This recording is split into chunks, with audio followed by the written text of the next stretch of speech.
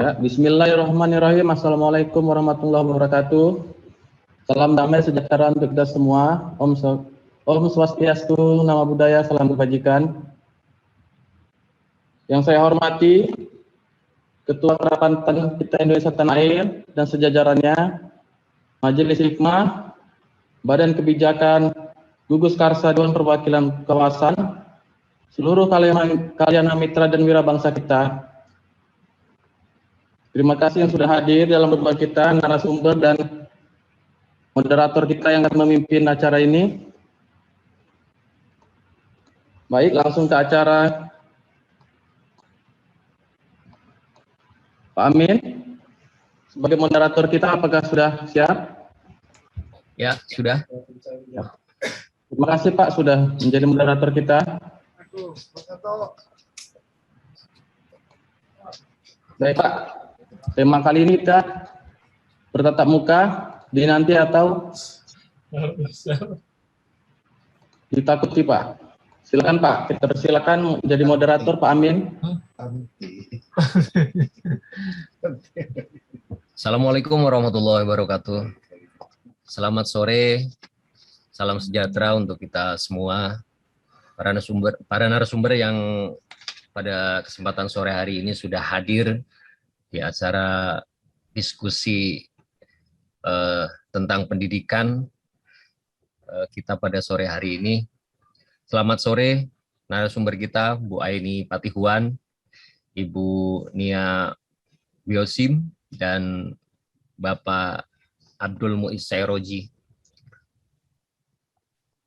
Pada kesempatan sore ini kita walaupun masih sambil menunggu Bapak Abdul Muiz Sairoji, tapi tidak ada salahnya kalau pada kesempatan sore hari ini diskusi kita mulai. Nanti sambil menunggu peserta yang lain, kita jalan dulu ya, sepakat ya, Bapak Ibu semua. Bapak Ibu yang kami hormati, pada kesempatan sore hari ini menjelang maghrib ya, jam 4, kita molor 30 menit tapi tidak mengapa, semangatnya tetap 45 karena tadi lagu Indonesia Raya sudah dikumandangkan, dipimpin oleh sahabat Max Lubis. Pada kesempatan sore hari ini kita akan diskusi soal bagaimana kita menyikapi pembelajaran di era pandemi yang kita tahu bahwa sudah 2 tahun putra-putri kita, generasi masa depan bangsa kita tidak bisa belajar dengan tatap muka karena ada persoalan yang memang perlu dijaga, yaitu kalau bahasa usul fikihnya hifdzun nafas, menjaga keselamatan jiwa. Nah, maka hampir 2 tahun ini calon generasi pemimpin bangsa kita 20-30 tahun ke depan tidak bisa belajar dengan tatap muka. Bapak Ibu yang kami hormati, hari Minggu kemarin saya melewati beberapa daerah di Jawa Barat, terutama di Tasik, Garut, Cianjur. Di pagi hari saya melihat di beberapa desa di Kabupaten Tasikmalaya, saya melihat sudah ada sekolah-sekolah yang melaksanakan upacara bendera. Jadi sepertinya ini sudah selesai ini pandemi. Saya dalam batin saya begitu Pak Jenderal. Jadi mereka sudah hormat bendera, Bu Aini. Ya. Jadi ini bagi saya satu kebanggaan ya, satu kebanggaan di tengah pandemi yang seperti ini, mereka masih tetap berjuang untuk belajar. Dan yang mengharukan lagi, tentu kalau bisa kita bahasakan, ini semangatnya 45 Pak Jenderal. Di era pandemi ini mereka tetap hormat bendera di pagi hari, begitu kira-kira. Nah, untuk menyingkat waktu, kita langsung saja nanti kita akan berdiskusi dengan narasumber-narasumber yang pada kesempatan ini sudah hadir di acara Zoom meeting. Untuk yang pertama, kami persilahkan kepada Bu Aini Patihuan ya, yang sudah saya lihat tadi sudah hadir lebih dahulu. Nanti disusul dengan Bunia Biosim, nanti juga ada Pak Abdul Muiz Seroji yang masih kita tunggu kedatangannya pada kesempatan sore hari ini. Silahkan Ibu. Baik, terima kasih Pak Amin, teman-teman semua yang sudah hadir pada acara Zoom meeting kita sore hari ini. Dalam tema kita hari ini adalah tatap muka dinanti atau Matre. menurut saya sih sebenarnya ya, dari beberapa orang tua yang memang berbicara dengan saya gitu, mereka mengatakan bahwa banyak yang takut untuk anak-anaknya masuk ke sekolah dan mereka juga kelihatannya banyak yang tidak mengizinkan. Kenapa? Karena memang anak-anak ini kan mereka dunianya dunia bermain. Mereka akan lupa dengan prokes. Pasti begitu lihat temannya dari jauh ya, kayak kita dulu lah anak-anak bagaimana ya, dengan senang hati, dengan gembira. Mereka pelukan, jangankan anak-anak. Orang dewasa saja sering melupakan prokes. Apalagi anak-anak. Oke, kemudian Pak Nadiem mengatakan bahwa untuk mengantisipasinya adalah diberikan vaksin kepada anak-anak. Nah, hal ini juga tidak membuat para orang tua langsung setuju, karena seperti yang kita ketahui dan sudah merupakan kebenaran bahwa orang yang divaksin pun, orang dewasa yang divaksin pun tidak bisa terhindar daripada penyakit COVID. Banyak orang yang sudah divaksin juga kena COVID. Nah, ibu-ibu sekarang, orang tua sekarang kan mereka juga sering melihat di media-media ya kan, informasi bahwa dengan vaksin ini ternyata juga berbahaya. Misalnya ada penggumpalan darah, kemudian merusak sel-sel. Nah, ini juga semakin membuat orang tua tidak nyaman gitu. Karena apa? Kalau vaksin yang diberikan kepada orang dewasa, apakah sama dengan vaksin yang diberikan kepada anak-anak? Tentunya pasti berbeda. Karena anak-anak ini juga kan memiliki sel-sel yang masih bagus. Nah, ini yang dikhawatirkan. Apalagi dengan informasi selanjutnya yang sering kita baca bahwa dampak dari vaksin ini adalah 10 tahun yang akan datang. Bla bla bla terjadi ini. Ya, ini kan lebih mengkhawatirkan para ibu ya untuk membolehkan anaknya tatap muka. Oke lah, kita bersyukur kepada pemerintah yang memperhatikan bagaimana ini anak-anak supaya bisa belajar dengan baik dengan memberikan vaksin ya kan. Nah, tapi kan vaksin ini juga kembali kita belajar daripada orang dewasa yang sudah divaksin. Lagi-lagi ibu-ibu ini yang mempunyai anak-anak kan takut. Kenapa kita lihat bahwa efek dari beberapa vaksin ini tiba-tiba misalnya orang disuntikan 1-2 hari dia misalnya meninggal, walaupun misalnya itu mungkin sudahlah takdirnya dia atau ajalnya dia untuk untuk meninggal. Tapi kan hal ini kan tidak bisa ditangkap oleh semua orang. Orang yang awam mungkin akan mengatakan, waduh benar nih, habis divaksin ini begini-begini. Kemudian ada lagi muncul, karena komorbid setelah divaksin itu akhirnya bisa seperti itu. Kembali orang tua kan takut. Ini anak-anak kita, ini kan walaupun misalnya mereka masih ya anak-anak lah katakan ya, kita kan tidak pernah tahu dan tidak pernah cek mereka ke laboratorium ya kan, apakah anak ini sakit atau tidak. Mungkin untuk orang-orang yang mampu bisa cek ke laboratorium, tapi untuk orang kebanyakan yang memang saat ini karena pandemi kesulitan untuk biaya hidup juga sudah sulit, apalagi misalnya harus ke laboratorium, tiba-tiba disuntikan begitu saja, lalu mereka bilang, siapa yang akan bertanggung jawab terhadap apa yang akan terjadi umpamanya seperti itu. Nah, dalam hal ini juga ibu-ibu jadi khawatir ya, artinya pemerintah sudah memberikan itu, tapi tolong dari hulu ke hilirnya itu diperhatikan. Misalnya tolonglah sebelum divaksin itu ada umpamanya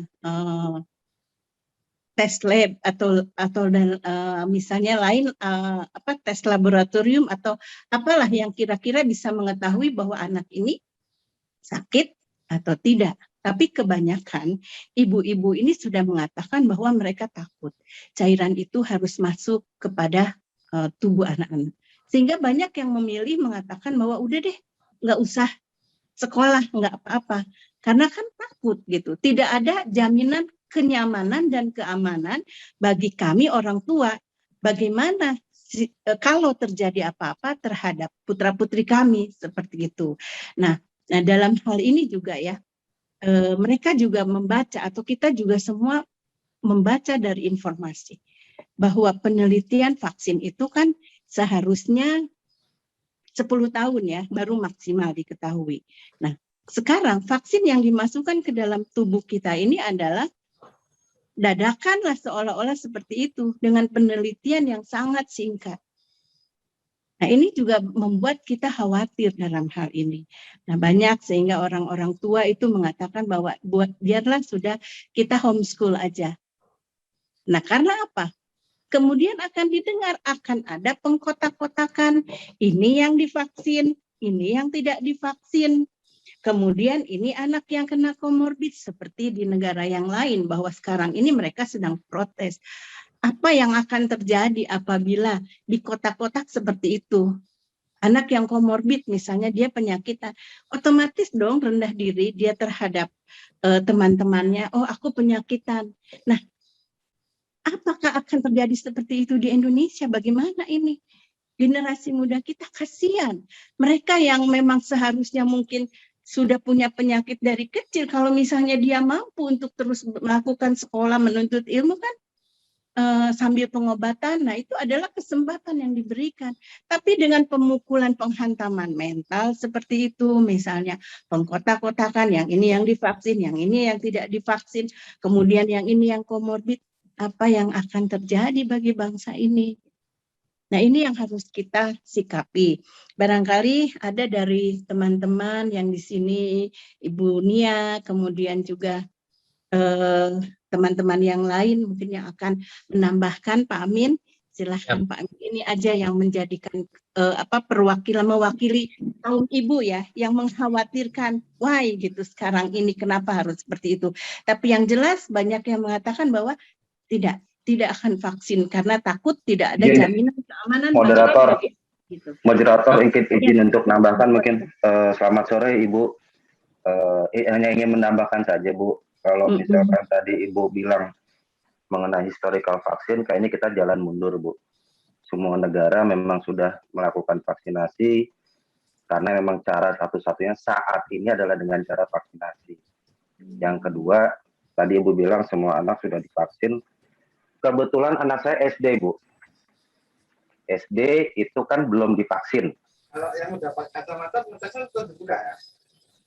Yang sudah boleh terima vaksin adalah umur 12 tahun sampai dengan umur 18 tahun. Pertanyaan saya, bagaimana dengan nasib anak SD yang belum divaksin, tapi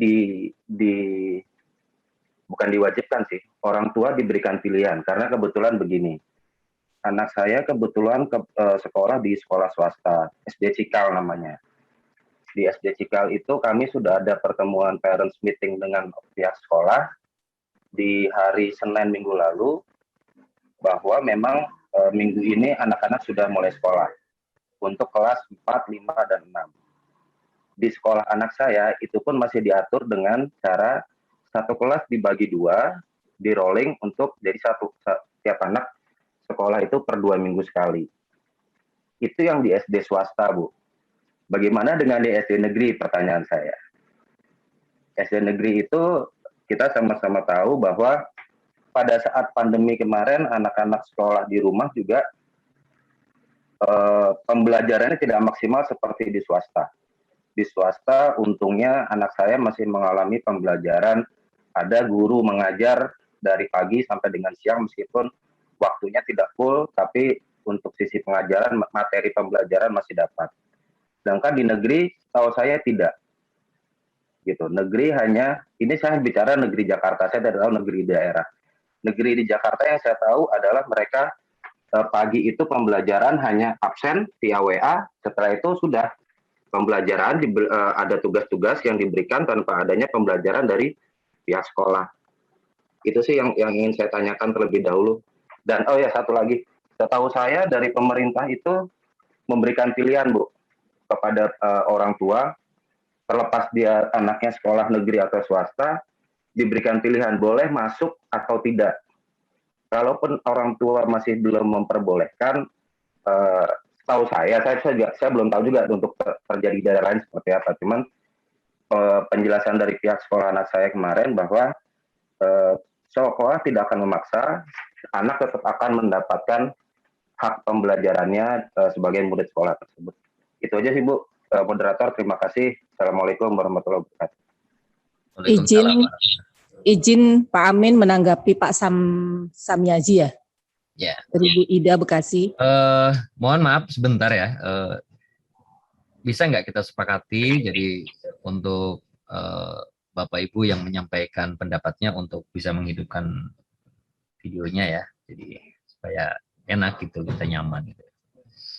Izin, saya nggak pakai ini, nggak pakai hijab. Jadi, gitu. Ya.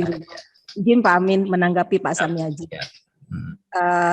Setahu saya menanggapi sekolah negeri. Kebetulan anak saya ini Novia Syafitri sekolah di SMA Negeri 5 Bekasi, salah satu sekolah penggerak di Bekasi. Kalau di Jakarta kata Pak Samyaji, pembelajaran anak itu tidak full. Alhamdulillah anak saya dari pagi sampai selesai guru tetap berada bersama mereka. Jadi berbeda mungkin saya rasa SMA Negeri Jakarta dengan SMA Negeri Bekasi. Satu. Kedua, saya setuju, saya termasuk pengurus komite di SMA Negeri, benar kata Pak Samyaji bahwa program pemerintah mengenai TPM ini menurut saya masih sangat terburu-buru. Apa karena PPKM kemarin berhasil tingkat penderita COVID ini menurun, saya rasa masih terlalu terburu-buru untuk anak-anak. Karena apa? Oke lah, di sekolah itu sekolah sudah memperlakukan semuanya, prokes dan lain-lain sudah terawasi dengan baik. Tetapi apakah bisa orang tua atau sekolah mengawasi ketika anak itu keluar dari sekolah? Oke, apakah kita menjamin mereka ada pertemuan atau bagaimana? Untuk anak orang kaya mungkin dia dijemput, tapi untuk anak orang yang di bawah rata-rata kemampuan orang tuanya, bisa tidak kita jamin kesehatannya? Itu satu. Yang kedua, saya salah satu orang tua yang tidak setuju anak saya untuk mengikuti PTM di sekolah. Saya masih setuju anak saya online, walaupun saya komite, karena anak saya ini baru penyintas COVID, baru selesai, belum sebulan. Itu salah satu alasan kuat untuk anak saya tidak ikut PTM di sekolah. Tetapi untuk program ini menurut saya sangat terburu-buru. Satu. Kedua pun pemerintah tidak memberikan fasilitas, yaitu misalnya anak-anak atau guru itu diberikan minimal antigen, ya kan, untuk mengetahui anak-anak atau pengajar atau staf sekolah yang sekiranya menderita atau mendekati yang bisa diantisipasi. Saya rasa itu saja dari saya. Terima kasih. Ada yang lain, Bapak Ibu? Ada yang lain atau kita kembalikan ke Bu Aini? Amin, Pak Amin. Atau siap, Jenderal? Oke, saya mau urun rembuk ya, urah pendapat. Jadi sekolah tatap muka ini adalah suatu pilihan dan keputusan. Ini keputusan pemerintah atau keputusan yang punya anak, ya. Dan keputusan itu, ya, kalau dari pemikiran militer mengandung resiko dan konsekuensi. Itu istilah keputusan. Dan keputusan itu adalah esensi daripada kepemimpinan. Nah, kepemimpinan itu siapa? Kepemimpinan pemerintah dan kepemimpinan orang tua itu sendiri. Ya, kalau kepemimpinan orang tua ya self leadership. Sekarang begini aja. Nah, makanya banyak yang khawatir. Ya, banyak yang khawatir kalau anaknya sekolah tatap muka dalam situasi seperti ini. Karena situasi ini, yang pertama, kalau kita lihat dari pelajaran yang dapat kita petik, ya, lesson learn, ya, dalam mengatasi virus ini, dari awalnya kita itu spontanitas, bukan responsif atau proaktif. Pemerintah lalai. Ya, kalau tadi Ibu yang sebelumnya mengatakan demikian, pemerintah ini lalai. Ya, bayangin virus sudah berkembang 3 bulan, baru sibuk nggak karuan. Kita bisa lihat. Yang kedua, pelajaran yang dapat dipetik. Selama ini selama Indonesia merdeka, setiap mengatasi masalah, semuanya bersifat spontanitas. Saya ulangi lagi. Tidak proaktif dan tidak responsif. Nah, sekarang pertanyaannya, karena kita disodorkan 2 pilihan, apakah anak kita kirim tatap muka atau online di rumah? Itu ada pilihan. Ya, kalau kita memilih tatap muka, itu tadi saya bilang, ya, tentu harus ada alasannya dong. Kalau saya tidak memilih tatap muka, ya tentu juga ada alasannya. Ya, tadi beberapa ibu-ibu sudah menyampaikan alasan yang mereka khawatirkan. Ya, karena beginilah ya. Di era kita ini sekarang, era yang penuh ketidakpastian, dan ketidakpastian itu adalah yang pasti. Itu semua orang sudah mengatakan demikian. Ya, itu kayaknya sudah paradigm. Ya, sudah paradigma. Di era ketidakpastian, yang pasti itu adalah ketidakpastian itu sendiri. Nah, sekarang bagaimana pemerintah menjamin? Pemerintah mampu nggak menjamin? Artinya menjamin bahwa anak-anak ini tidak kena terpapar virus. Siapa yang berani menjamin? Karena banyak sekali kendala. Ya, banyak sekali kendala dan hambatan bagi orang tua melepaskan anaknya untuk tatap muka. Kalau kami pemikir-pemikir strategis, pasti berpikirnya the worst, bukan the best. Jadi kemungkinan terjelek yang akan dihadapi bukan kemungkinan terbaik. Sekarang kalau kita ambil untung rugi, kalau cara bertindak saya ikut tatap muka, apa untung dan ruginya? Kalau saya tidak ikut tatap muka, apa untung dan ruginya? Sudah dikalkulasi belum? Ini harus dikalkulasi. Jangan keputusan menteri harus begini-begini. Tunggu dulu, menterinya tahu nggak? Menterinya tahu nggak cara mengambil keputusan yang benar? Karena ini menyangkut bukan hanya menteri pendidikan, semua menteri terlibat di sini. Semua menteri terlibat di dalam masalah masa depan anak-anak ini. Bukan hanya masa di pendidikan aja, enggak. Menko Info. Lebih parah lagi, situasi sekarang, virus ini belum, virus Delta, varian Delta belum selesai, sudah muncul virus baru lagi. Kita belum tahu ya, udah 40 negara kena virus yang baru sekarang, varianmu itu. Indonesia apa sudah kena apa belum? Belum tahu lagi. Dan perlu kita lihat, sekarang ini yang menjadi masalah apa? Masalahnya sekarang bukan droplet lagi, sudah airborne. Tolong ini waspadai, sudah airborne. Begitu kita keluar rumah, siapa yang jamin udara yang kita hirup ini tidak bertebaran virus di atasnya? Siapa yang menjamin? Nah, yang begini-begini, ini akan menjadi kekhawatiran kita. Ingat kata-kata bijak, you are what you think. Jadi kalau saya disuruh berpikir, ya saya berpikirnya ya demikian. Makanya kalau saya jujur aja, anak saya yang sekolah, saya minta kepada gurunya, karena tadi ada pilihan, bisa offline, bisa online. Ya saya pilih online dong, ngapain? Resikonya begitu keluar rumah aja udah pasti tidak ada jaminan kok dia tidak kena virus. Dan anak-anak sekarang malah cerdik-cerdik juga. Tidak jaminan juga dia mau bergaul dengan teman-temannya di sekolah. Yang penting mau nggak ada beberapa orang di rumah. Ya, beberapa orang teman sekelas yang kita udah jamin mereka tidak kena virus, mereka belajar di rumah, kelompok di rumah dengan online. Ya, dengan online itu juga bagus caranya. Jadi cara bertindak itu bukan hanya pilihan satu.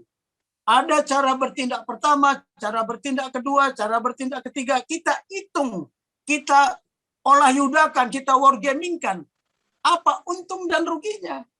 Kalau nanti dikalkulasi, lebih banyak ruginya. Kalau saya milih tatap muka, lebih bagus nggak usah. Itu keputusan namanya. Ya. Tapi itu tadilah, selama ini keputusan pemerintah tidak melihat, tidak mengkalkulasi resiko dan konsekuensi. Sebagai contoh ya, sebagai contoh ini. Saya punya anak buah sudah divaksin 2 kali. Tapi kenapa kena COVID juga? Yes. Malah saya yang belum divaksin sama sekali. Saya berdekatan ini, duduknya bersebelahan sama mereka. Tapi saya nggak kena itu. Kenapa? Why? Karena saya menjaga preventifnya, Pak. Imun saya itu saya perkuat dengan segala macam. Ada cara bertindak pertama, herd immunity. Oke, herd immunity bisa dengan vaksin, bisa dengan tidak divaksin, alamiah. Ada lagi cara mencegah yang lainnya. Ada cara mencegah lainnya. Kalau alamiah itu kita sendiri menjadi kebal dengan bergaul dengan mereka. Tetapi ada lagi yang namanya preventif. Kemudian ada kuratif. Kalau seandainya saya kena vaksin, apa obat yang paling mujarab? Itu. Toh banyak juga yang ternyata tidak divaksin, kena virus, ya kena virus yang kita bilang COVID ini, mereka bisa sembuh sendiri kok. Isolasi mandiri. Jadi mana yang benar?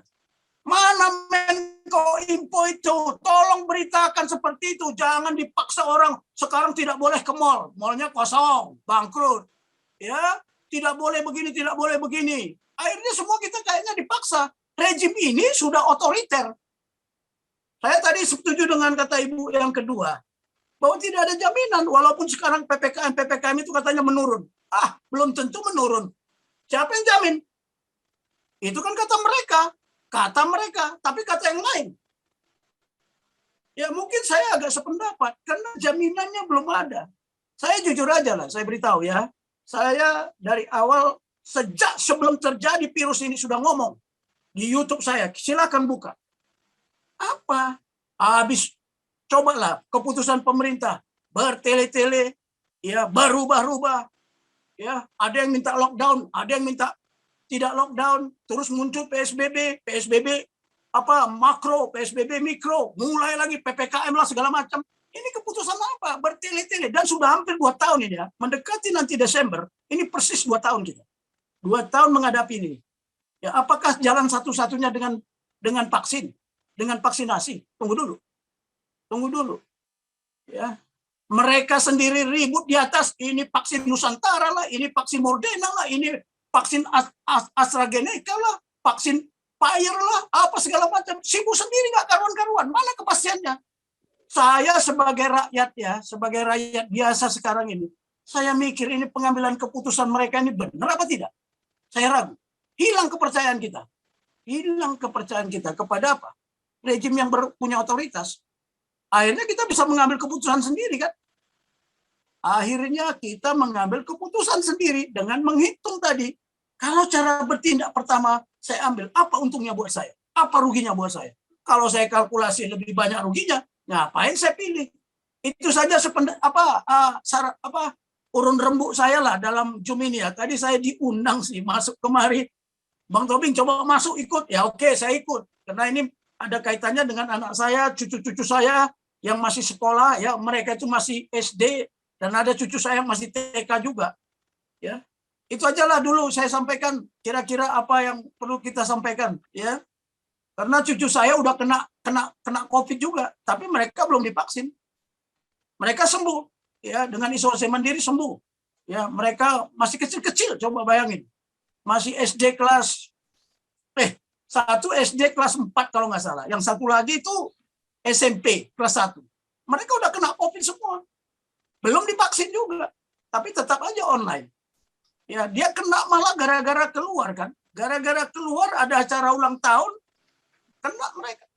Jadi mohon maaf, itu acara ulang tahun aja kena, apalagi sekolah yang demikian luasnya yang tidak bisa diawasi.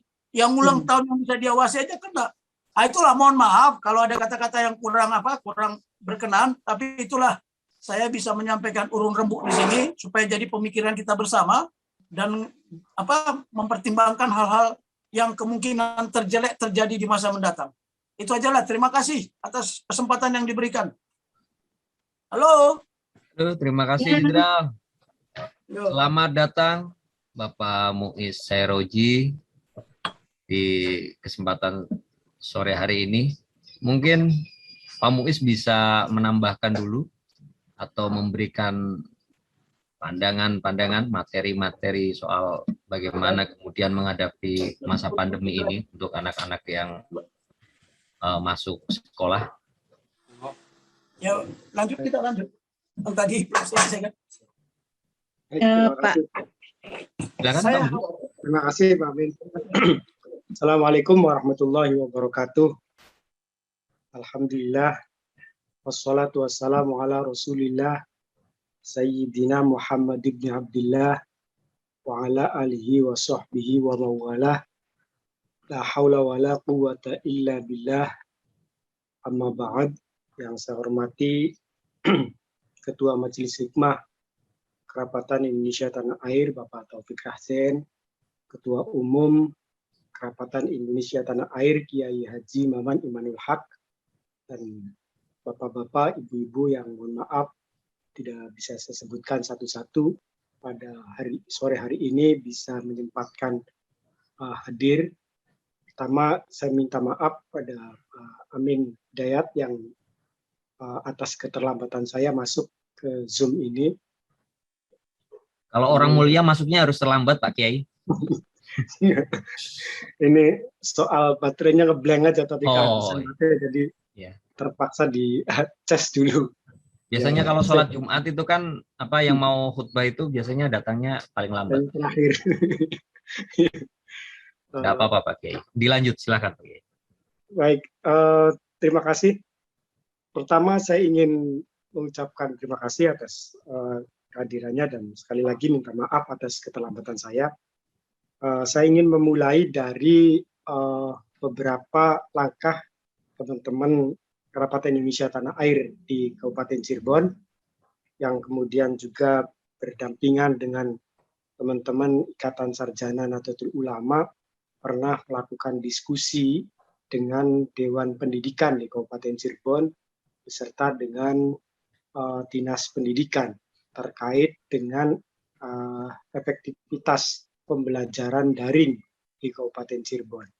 Karena apa? Karena pada waktu itu banyak muncul kegelisahan wali murid yang kelihatannya tidak mampu untuk mengendalikan anak-anak untuk bisa ikut belajar atau mengikuti aktivitas pendidikan secara daring. Ada beberapa faktor, misalnya karena di desa-desa, ini tidak Jakarta ya, di desa-desa banyak sekali misalnya orang tua wali murid itu tidak memiliki alat komunikasi seperti handphone misalnya yang lebih dari satu.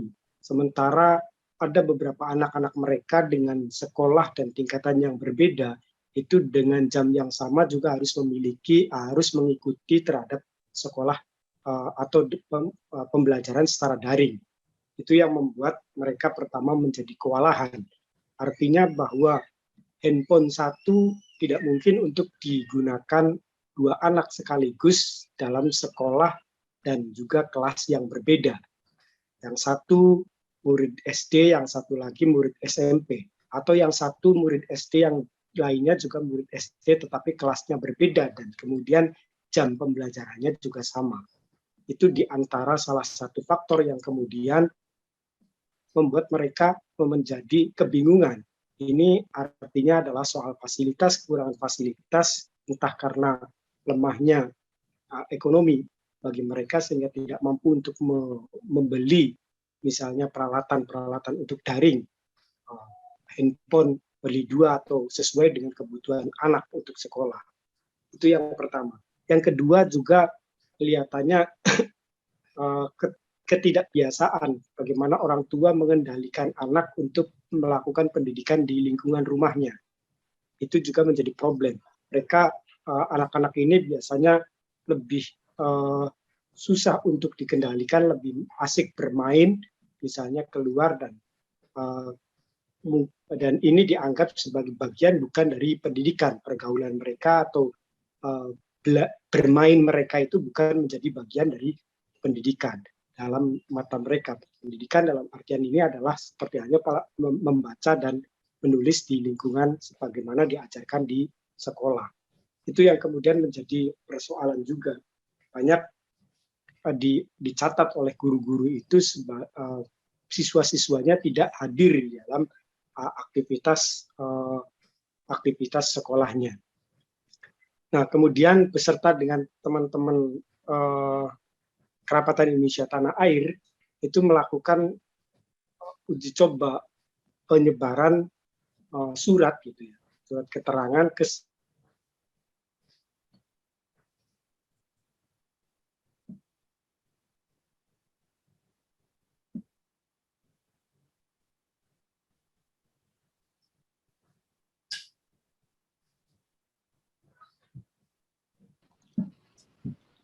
Halo Pak Muiz.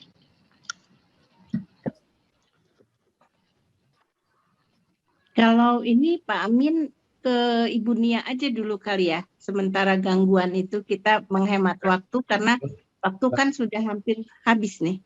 Ya, silakan ke Bu Nia.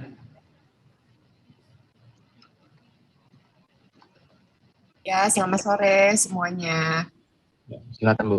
Dari tadi saya menyimak, saya langsung masuk saja ya to the point. Mungkin ini akan menjawab kebingungan Bapak Ibu mengenai sekolah. Setelah melihat nanti presentasi saya, Bapak Ibu bisa merenungkan dan lebih mudah untuk mengambil keputusan. Karena pemimpin di rumah tangga adalah Bapak Ibu sendiri bagi anak-anak Bapak Ibu. Bukan pemerintah, bukan juga pihak lain. Apalagi tetangga ya Bapak Ibu. Pemimpin bagi anak-anak Bapak Ibu itu adalah Bapak Ibu sendiri. Karena yang punya anak adalah Bapak Ibu, bukan tetangga yang punya anaknya kan. Apalagi juga pemerintah, bukan pemerintah yang bikin anaknya, membiayai anak-anak kita. Maka izinkan saya untuk membagikan pola pikir sehingga bisa membantu untuk Bapak Ibu mengambil keputusan dengan cara yang mudah.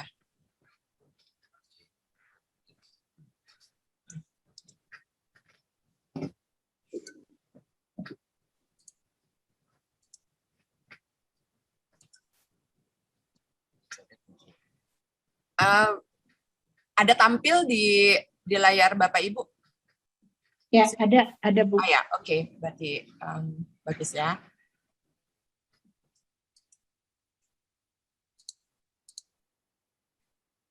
Sekolah itu sebenarnya hanya ilusi pendidikan. Yang kita kejar itu apa? Pendidikan ataukah sekolah? Bapak Ibu harus jelas dulu. Kepentingan anak sekolah itu sebenarnya untuk kepentingan siapa? Saya mohon maaf ya Bapak Ibu, bukan bermaksud untuk saya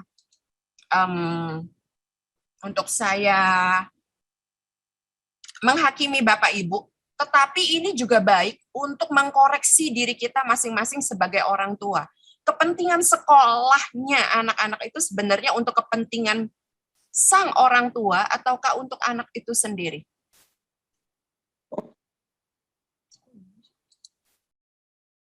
Kita lebih sering melihat anak-anak dengan wajah seperti ini, ataukah yang begini? Kalau kita bicara sekolah, saya yakin yang pertama, tujuan Bapak Ibu menyekolahkan anak Bapak Ibu itu untuk kebanggaan orang tua kah? Untuk nanti besarnya anak tersebut bisa support dan menggantikan kebutuhan dana rumah tangga kah? Ataukah untuk kebaikan anak Bapak Ibu sendiri? Ini bisa direnungkan Bapak Ibu. Tolong direnungkan baik-baik. Definisi sekolah Saya ambil nih dari KBBI ya. Bapak Ibu bisa baca di layarnya masing-masing, bangunan atau lembaga untuk belajar dan mengajar. Serta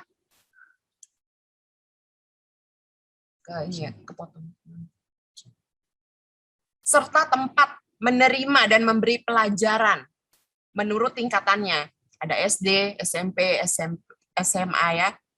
Lalu yang kedua, waktu atau pertemuan ketika murid diberi pelajaran. Ketiga adalah usaha menuntut kepandaian, yaitu ilmu pengetahuan, pelajaran, maupun pengajaran. Nah, definisi pendidikan, ini saya ambil dari KBBI. Proses pengubahan sikap dan tata laku seseorang ataupun kelompok orang dalam usaha mendewasakan manusia melalui upaya pengajaran dan pelatihan. Proses, cara, perbuatan mendidik. Ini definisinya.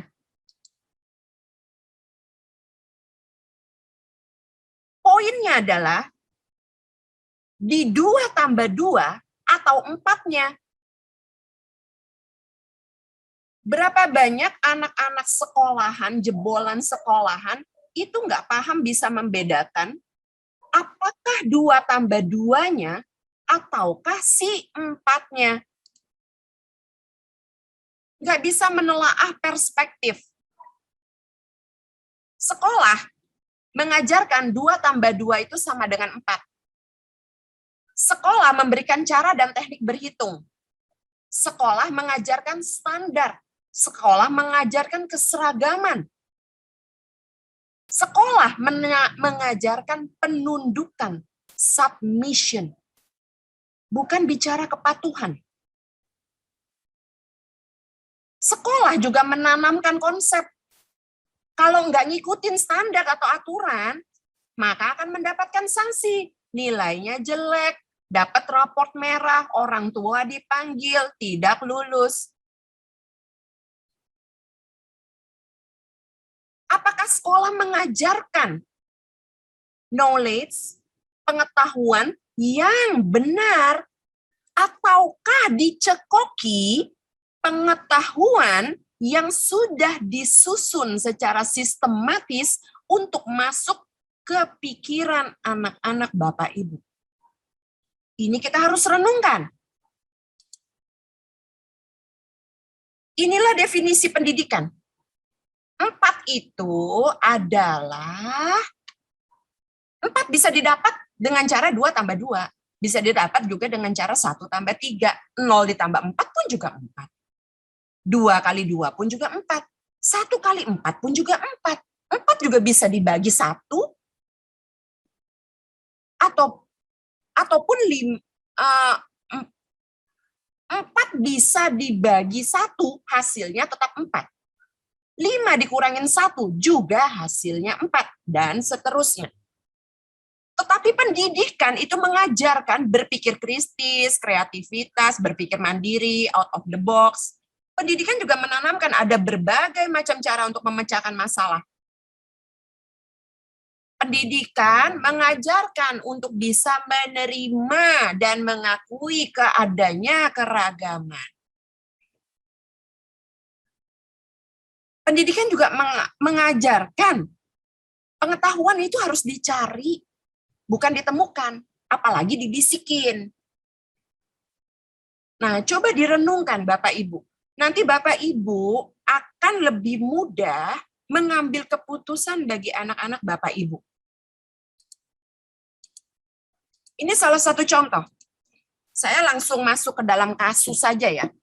Sambil Bapak Ibu bisa cross-check masing-masing ke dalam kitab suci yang Bapak Ibu pegang, lalu di cross-check nih sama sekolah, ajarannya bagaimana. Di dalam di sekolahan, ini diajarin kayak gini Bapak Ibu. Bumi itu bulat ya.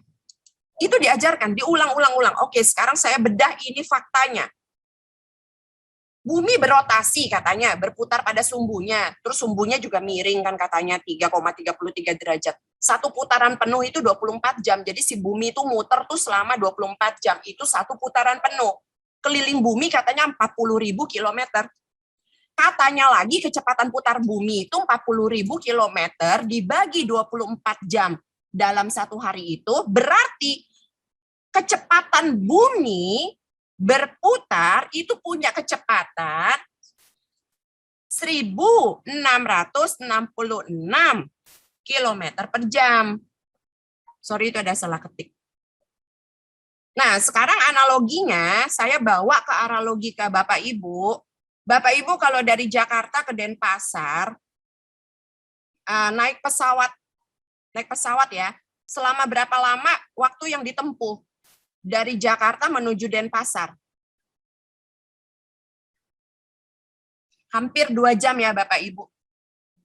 Kecepatan pesawat itu berapa? Apakah kecepatan pesawat itu, dia terbang itu, dia lebih cepat dari kecepatan bumi dalam hal berputar? Jelas tidak. Tetapi katanya bumi berputar. Jadi, kalau pesawat tidak bisa terbang dengan kecepatan melebihi kecepatan bumi berputar, kata sekolahan, itu pesawat nggak akan nyampe ke Denpasar, Bapak Ibu. Karena kata sekolahan, bumi itu berputar dari barat ke timur. Demikian kata sekolahan. Sedangkan pesawat jet tuh berapa kecepatannya? 660 km per jam. Bandingkan 660 km per jam dengan 1.600 km per jam. Ini saya mohon maaf ada salah tulis. Bukan 1.600.000 ya, tapi 1.666,67 km per jam. Kata sekolahan. Nggak akan nyampe tuh pesawat. Dan kalaupun bumi memang berputar, kata sekolahan, ngapain susah-susah naik pesawat? Naik balon terbang aja. Naik balon terbang, ngambang dikit di udara, tunggu sampai Denpasar ada di bawah kita, balonnya turun lagi ke bawah. Maka seseorang bisa pindah dari Jakarta ke Denpasar. Murah meriah.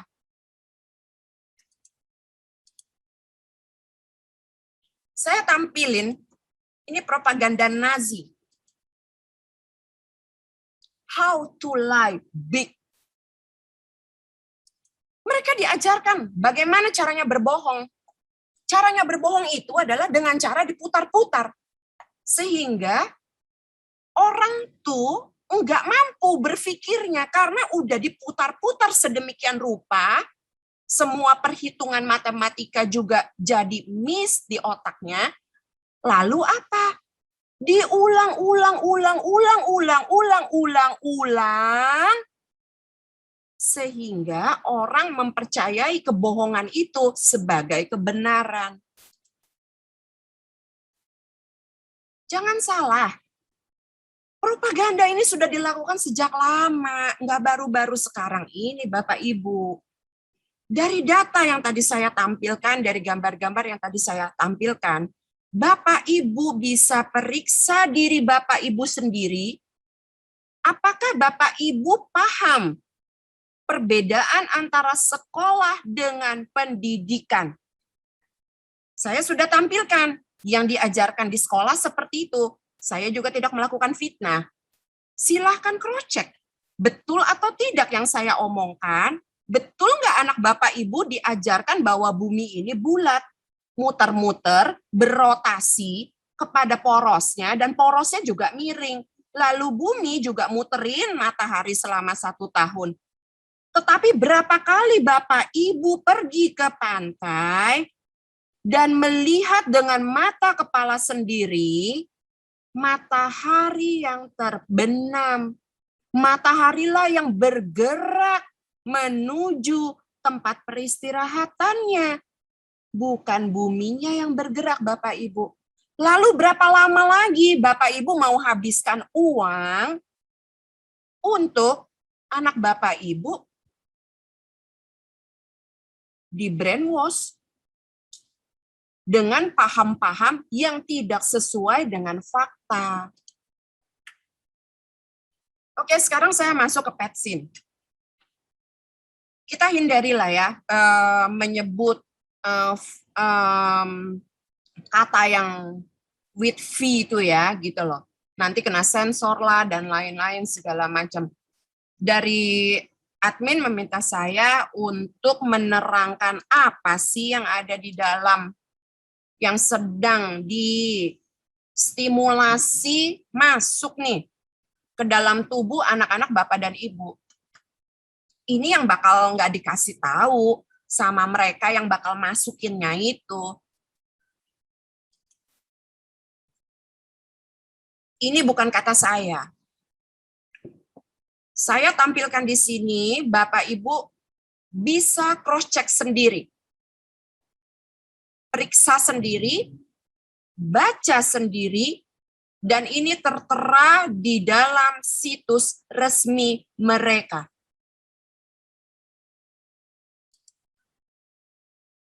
Salah satu bahan yang terdapat di dalam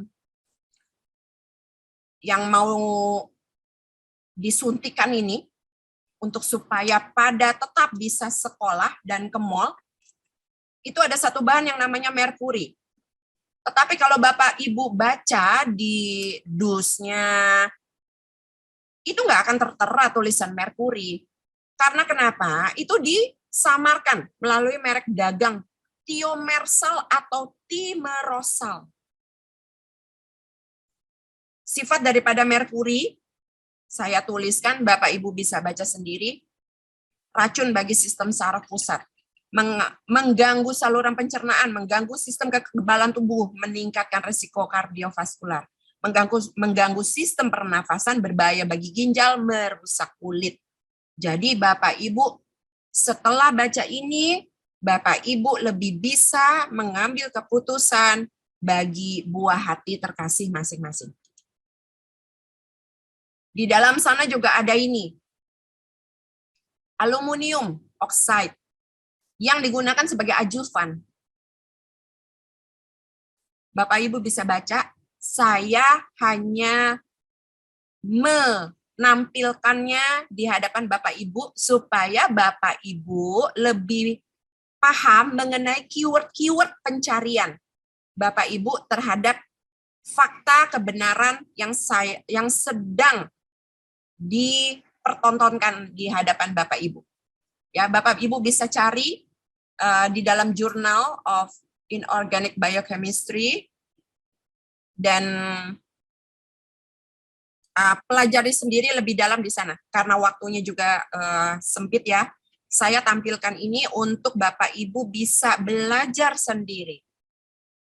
Ini bukan kata saya, bukan kata saya. Makanya saya kutip. Ininya ada, linknya ada, apa yang tertera di dalam ingredient yang mau dimasukkan ke dalam tubuh anak Bapak Ibu.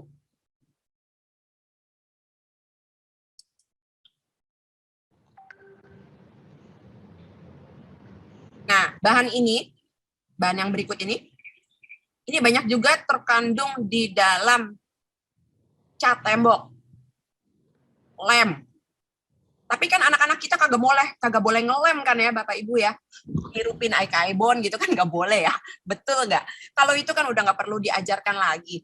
Coba anak kita buka-buka lem Icabond lalu dihirup begitu, pasti ibu-ibunya udah panik, udah teriak-teriak gitu ya. Nah, tapi apakah Bapak Ibu paham? Bahan yang sama juga ada di dalam suntikan tersebut. Nah, ini dia. Nanti Bapak Ibu bisa browse sendiri kalau ada waktunya.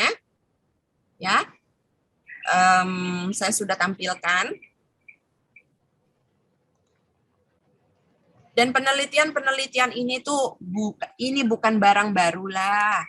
Penelitian ini sudah dilakukan dari sejak lama. Makanya kalau lihat video-video di TikTok, begitu ya, di Instagram, terutama yang pada dari luar negeri gitu, karena mereka tidak seketat di kita soal masalah censorship-nya, Bapak Ibu bisa dapatkan bagaimana cara kerjanya dari bahan yang saya tampilkan ini.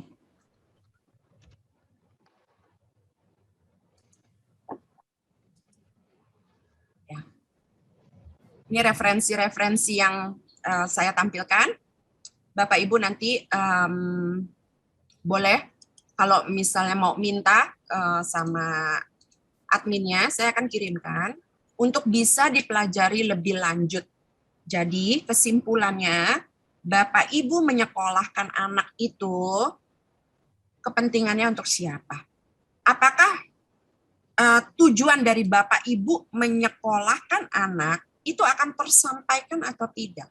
Kalau nggak akan tersampaikan, ngapain Bapak Ibu buangin waktu? Buang uang, kasihan anaknya. Saya juga punya anak. Saya ngomong seperti ini bukan karena saya nggak punya anak, makanya saya gampang untuk bicara. Sebentar saya panggil anak saya nih. Ini tidak disetel Bapak Ibu. Anak saya ada di dekat kamera juga. Kamu lebih senang sekolah, datang ke sekolahan, atau kamu lebih senang di rumah sama orang tua? Sebenarnya sih lebih senang di rumah. Bisa ditampilkan, Ibu? Karena kalau sama orang tua, kalau belajar jadi lebih enak, kan orang tua kan yang udah lebih tahu. Pelajaran pengetahuan semua segala macam kan, orang tua yang lebih tahu. Sekolah kan bisa jadi nggak benar. Jadi mendingan sama orang tua. Tapi pernah sekolah kan? Pernah. Nah, ceritain pengalamannya di sekolah, diajarinnya apa? Kalau di sekolah sih, soal bumi gimana? Kalau bumi udah jelas, udah tahu pasti bumi bulat. Terus kalau menurutmu sendiri, bumi itu bulat atau datar seperti yang diajarkan di kitab suci? Datar dong. Kalau buminya muter terus, kita pasti udah nggak ada di sini. Udah melesat keluar, bisa jadi. Mental. Cepat. Ini anak saya, Bapak Ibu. Keren, Bu. Saya mengajarkan, mendidik anak saya untuk bisa berpikir kritis, untuk bisa membedakan mana benar dan mana salah. Waktu dia memutuskan untuk berhenti sekolah, Bapak Ibu, kami orang tua itu bahagia luar biasa, langsung kami rayakan. Tapi kami nggak mau mendoktrin untuk supaya anak saya nggak sekolah. Coba, kamu waktu itu minta sekolah nggak? Minta sekolah. Terus? Tapi akhirnya berhenti juga karena pelajarannya nggak enak. Kayak anak TK. Terus orang tua seneng nggak? Iya. Saya waktu itu gambling. Ini pengalaman saya. Izinin saya untuk berbagi pengalaman saya, bagaimana cara saya mendidik anak saya. Saya dari sejak dia lahir, saya memang nggak ada niat untuk menyekolahkan dia. Karena saya juga korban sekolahan. Tetapi dalam cara kami sebagai orang tua untuk mendidik, kami nggak mau mendoktrin. Kami ingin dia itu bisa berpikir kritis.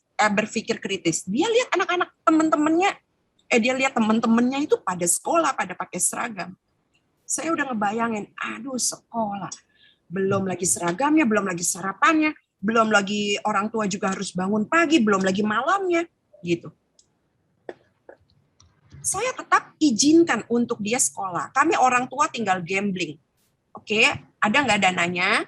Oke, dibutuhkannya saat itu 25 juta dari pendaftaran, seragam, bla bla bla bla segala macam. Kami orang tua tinggal mengambil keputusan, berani nggak 25 jutanya udah dibakar aja. Saat itu demi anak, kami berani. Oke, 25 juta untuk mendidik anak. Akhirnya di sekolahan hanya bertahan 6 bulan. Awal-awal datang paling pagi, wah paling semangat. Saya yang telat bangun, dia udah marah-marah gitu sama ibunya telat bangun begitu. Awal-awal rajin dia siapkan seragamnya, bahkan dia ikut stres kalau ibunya nih belum siap ini untuk nyiapin bekal ke sekolahnya, begitu kan? Tapi setelah 6 bulan, dia mengalami proses di sekolahan, apa yang diajarkan oleh orang tua ternyata bertentangan dengan apa yang diajarkan di sekolahan. Akhirnya dia ngomong sama orang tua. Dia mau naik ke kelas 4. Saya bilang ya silakan, ketemu aja sama kepala sekolahnya, ketemu sama gurunya. Yang saya tahu hasilnya sebenarnya pasti tidak akan diizinkan. Dia fight untuk itu. Saya dipanggil ke sekolahan, saya nggak pernah muncul. Akhirnya berakhir dengan si anak ngomong sama orang tua, dia mengambil keputusan untuk berhenti sekolah. Itu adalah hari terindah Bapak Ibu sepanjang hidup saya mendidik anak. Dia mengambil keputusan dengan sendiri tanpa dipaksa oleh sang orang tua. Akhirnya dia memutuskan untuk berhenti sekolah. Apakah terus anak saya menjadi bodoh? Oh, tidak. Tidak. Kami orang tua mengajarkan anak kami. Anak saya matematika bagus, bahasanya juga bagus, ada yang mengajarkannya. Saat lagi orang tua nggak punya waktu untuk mengajarkannya, dia belajar beternak ayam dan bebek. Bahkan sekarang dia lebih mahir bagaimana cara ngasih makan ayam dan bebek dibanding orang tuanya. Betul nggak? Iya. Jadi nggak hanya satu-satunya jalan untuk mendidik anak-anak Bapak Ibu itu dengan sistem sekolahan. Mungkin Bapak Ibu saat ini belum banyak yang tahu apa saja sih yang diajarkan di sekolahan. Apakah itu berupa kebenaran? Ataukah itu berupa bahan-bahan penyelewengan kebenaran untuk melahirkan anak-anak Bapak Ibu sebagai budak daripada sistem? Kerja aja. Seumur hidup kerja di bawah sistem yang telah mereka tentukan bagi anak Bapak dan Ibu. Nah, saya ajak Bapak Ibu untuk lebih merenung. Debat demi debat dilalui. Terlalu buang waktu, terlalu banyak Bapak Ibu. Kenapa tidak kembali kepada perenungan diri dan juga keluarga masing-masing? Bapak Ibu berpasangan sebagai orang tua, punya rekan untuk berdiskusi satu sama lain bagi kebaikan sang buah hati Bapak Ibu. Saya rasa itu yang akan lebih menuntun Bapak Ibu untuk tak lagi bingung dalam mengambil keputusan. Sekian yang saya share Bapak Ibu. Saya mohon maaf kalau misalnya ada kata-kata saya yang terlalu keras, terlalu kasar ya. Tidak ada maksud saya sama sekali untuk menyinggung ataupun ngutak-ngatik keputusan Bapak Ibu. Saya share apa yang jadi pemahaman saya, pikiran saya, dan saya share hal tersebut bukan hanya omong kosong, tetapi kami pun juga sebagai pelakunya. Jadi kalau dari tadi juga perbincangannya adalah mengenai si suntikan tersebut, saya bingung dari tadi, dari dulu, itu aja yang diomong. Nggak ada yang nanya, apa sih yang ada di dalam kandungannya? Kalau Bapak Ibu tahu apa aja yang ada di dalam kandungannya, saya rasa dengan membaca kitab suci kita masing-masing pun itu jelas jawabannya Bapak Ibu. Nggak perlu tanya tetangga, nggak perlu tanya siapapun juga, nggak perlu tanya ahli-ahli lainnya juga Bapak Ibu. Dan jangan patokannya tuh ke pemuka agama. Bapak Ibu punya kitab suci. Nah, terima kasih Bapak Ibu. Selamat sore. Selamat sore, terima kasih Bu Nia. Keren sekali yang logika yang disampaikan oleh Bu Nia ini. Jadi bagaimana bumi ini berputar, kemudian berulang-ulang. Begitu pula dengan bahayanya COVID-19 ini yang selalu menjadi isu tiap hari di WA, di TV, di koran, dimanapun selalu ada berita-berita soal pandemi ini, soal virus itu. Apalagi sekarang ada yang terbaru yang terus MU, model MU dan sebagainya itu. Sehingga membuat kita sampai hari ini belum bisa tenang ya menghadapi ini semua. Ada yang lain, Bapak Ibu? Ya, halo Pak Amin. Pendapat yang lain? Ini Pak saya Amin. melihat ada beberapa pendapat, ya sebentar Bu, ada beberapa pendapat yang disampaikan oleh narasumber. Jadi bagaimana hari ini kita bisa rasional dalam menghadapi persoalan pandemi ini. Karena di sisi lain proses pembelajaran itu secara formal tentu harus tetap berjalan karena masa depan bangsa ini, saya sepakat kalau bagaimana orang tua itu menjadi kekuatan utama dalam mendidik anak. Saya sepakat itu. Karena saya juga begitu. Karena istri saya off-kan untuk bekerja khusus untuk mendidik anak dan selalu ranking 1 terus tuh di sekolahan itu. Nah, tapi di sisi lain masuk sekolah itu juga jadi kebutuhan yang tidak bisa kita pungkiri dan tidak bisa kita hindari. Nah, makanya di kesempatan diskusi kita sore hari ini, bagaimana kita mencari solusi-solusi jalan tengah. Anak-anak kita, masa depan bangsa kita ini tetap menjadi milik mereka dan mereka bisa tetap tidak tersingkir oleh karena tidak punya ijazah misalnya, mereka tetap sekolah formal harus tetap jalan, tapi di sisi lain orang tua juga harus tetap jadi benteng utama untuk anak-anak kita. Terima kasih Bapak Ibu semuanya, silahkan untuk Bapak Ibu yang akan menyampaikan pendapatnya pada kesempatan sore hari ini. Saya pikir diskusi kita ini semakin mantap Mas Mek ini. Ya, itu Bu. Ya, silahkan Bu. Kalau bisa ditampilkan ya Bu videonya biar kita ini tambah akrab. Saya lagi. Ya, Saya Mas, lagi berjilbab juga. Bang Mike itu nggak puas Bu kalau videonya nggak ditampilkan gitu. Tadi Maklum Pak Amin. Ya, silakan. Karena Bisa disebutkan nama Bu karena saya kan belum kenal Ibu. Jadi begitu. Bendahara Umum Rapatan Indonesia Tanah Air. Ya. Kemarin itu saya senang sekali memang saya mengambil topik ini dan ternyata menarik gitu. Akhirnya yang masuk kali ini bukan hanya orang hanya di kita saja, wirabangsa saja, tetapi banyak teman-teman yang hadir, ibu-ibu yang lain, ada ketua arisan saya ini, ada ketua arisan nona-nona cantik. Waduh, Kak Ade boleh kan? Iya. Dia itu mengepalai banyak perempuan-perempuan hebat sosialita di seluruh Indonesia. Nanti boleh Kak Ade sedikit memberikan pengalaman diskusinya lah mengenai tema yang kita buat hari ini.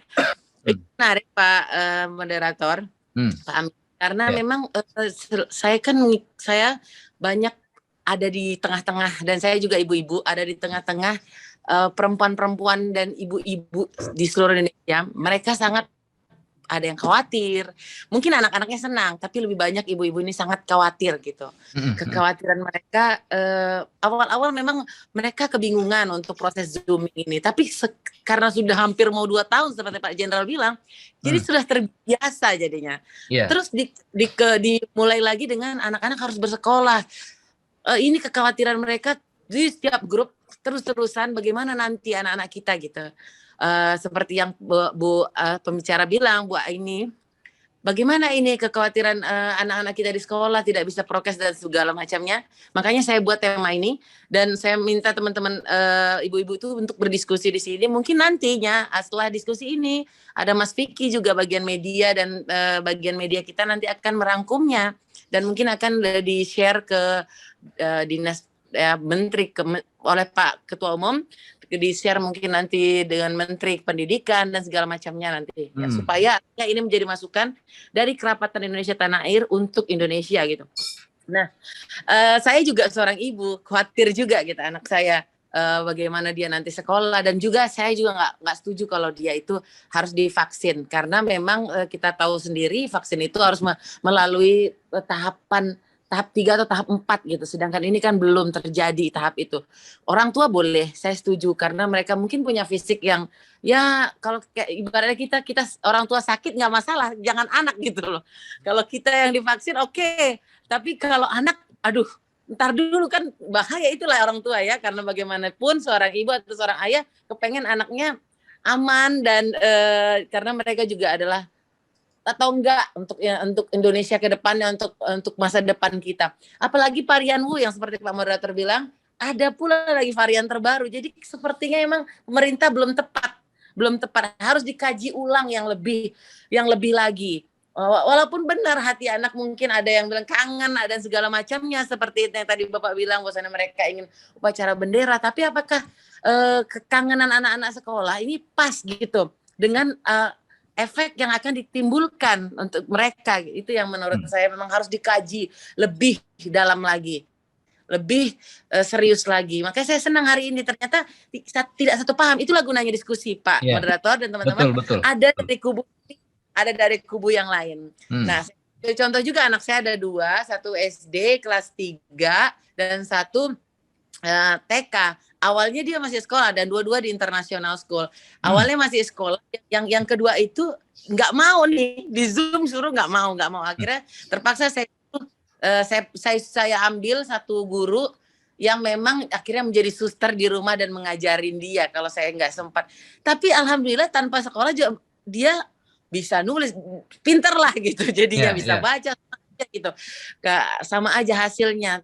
Tidak ada beda memang, tapi seperti Bapak bilang, ini kondisi kita di Indonesia, masyarakat juga perlu punya sertifikat lulus sekolah dan segala macamnya. Itu yang dibutuhkan anak-anak untuk bersekolah saat ini, sistem kita. Saya juga nggak menyalahkan Dokter Nia tadi ya, yang punya ide begitu dengan anaknya. Jadi memang banyak ini menarik, akan dirangkumkan oleh Vicky. Mudah-mudahan pas Mas Vicky ada di sini, tadi dia masuk lab apa ada masalah, nanti rangkum Pak Max, dan ini akan jadi bahan kita untuk masukan ke pemerintah, supaya pemerintah jangan galau seperti Pak Jenderal bilang, nih galau bener. Saya sependapat, kadang begini, kadang begitu, kadang begini, kadang begitu. Jadi rakyat Indonesia juga bingung gitu. Nah, untuk itu nanti teman-teman boleh Kak Ade nanti masuk bicara sedikit, dan teman-teman yang lain silahkan, karena di sini kita akan mendengar apa sih keinginan ibu-ibu, bukan hanya dari pemerintah saja, supaya pemerintah juga punya masukan dari kita semua. Nanti dari guru mungkin Pak Kiai tadi ada agak live ya. Nanti bisa bagaimana sih guru? Saya lihat guru-guru juga kebingungan untuk melatih mempelajari Zoom ini. Mereka banyak belum mengertinya. Mungkin itu kali ya. Kalau di internasional memang anak-anak alhamdulillah dilatihnya bagus, tapi tanpa guru saya lihat ya, dari YouTube pun banyak sekali guru di YouTube itu luar biasa sebenarnya.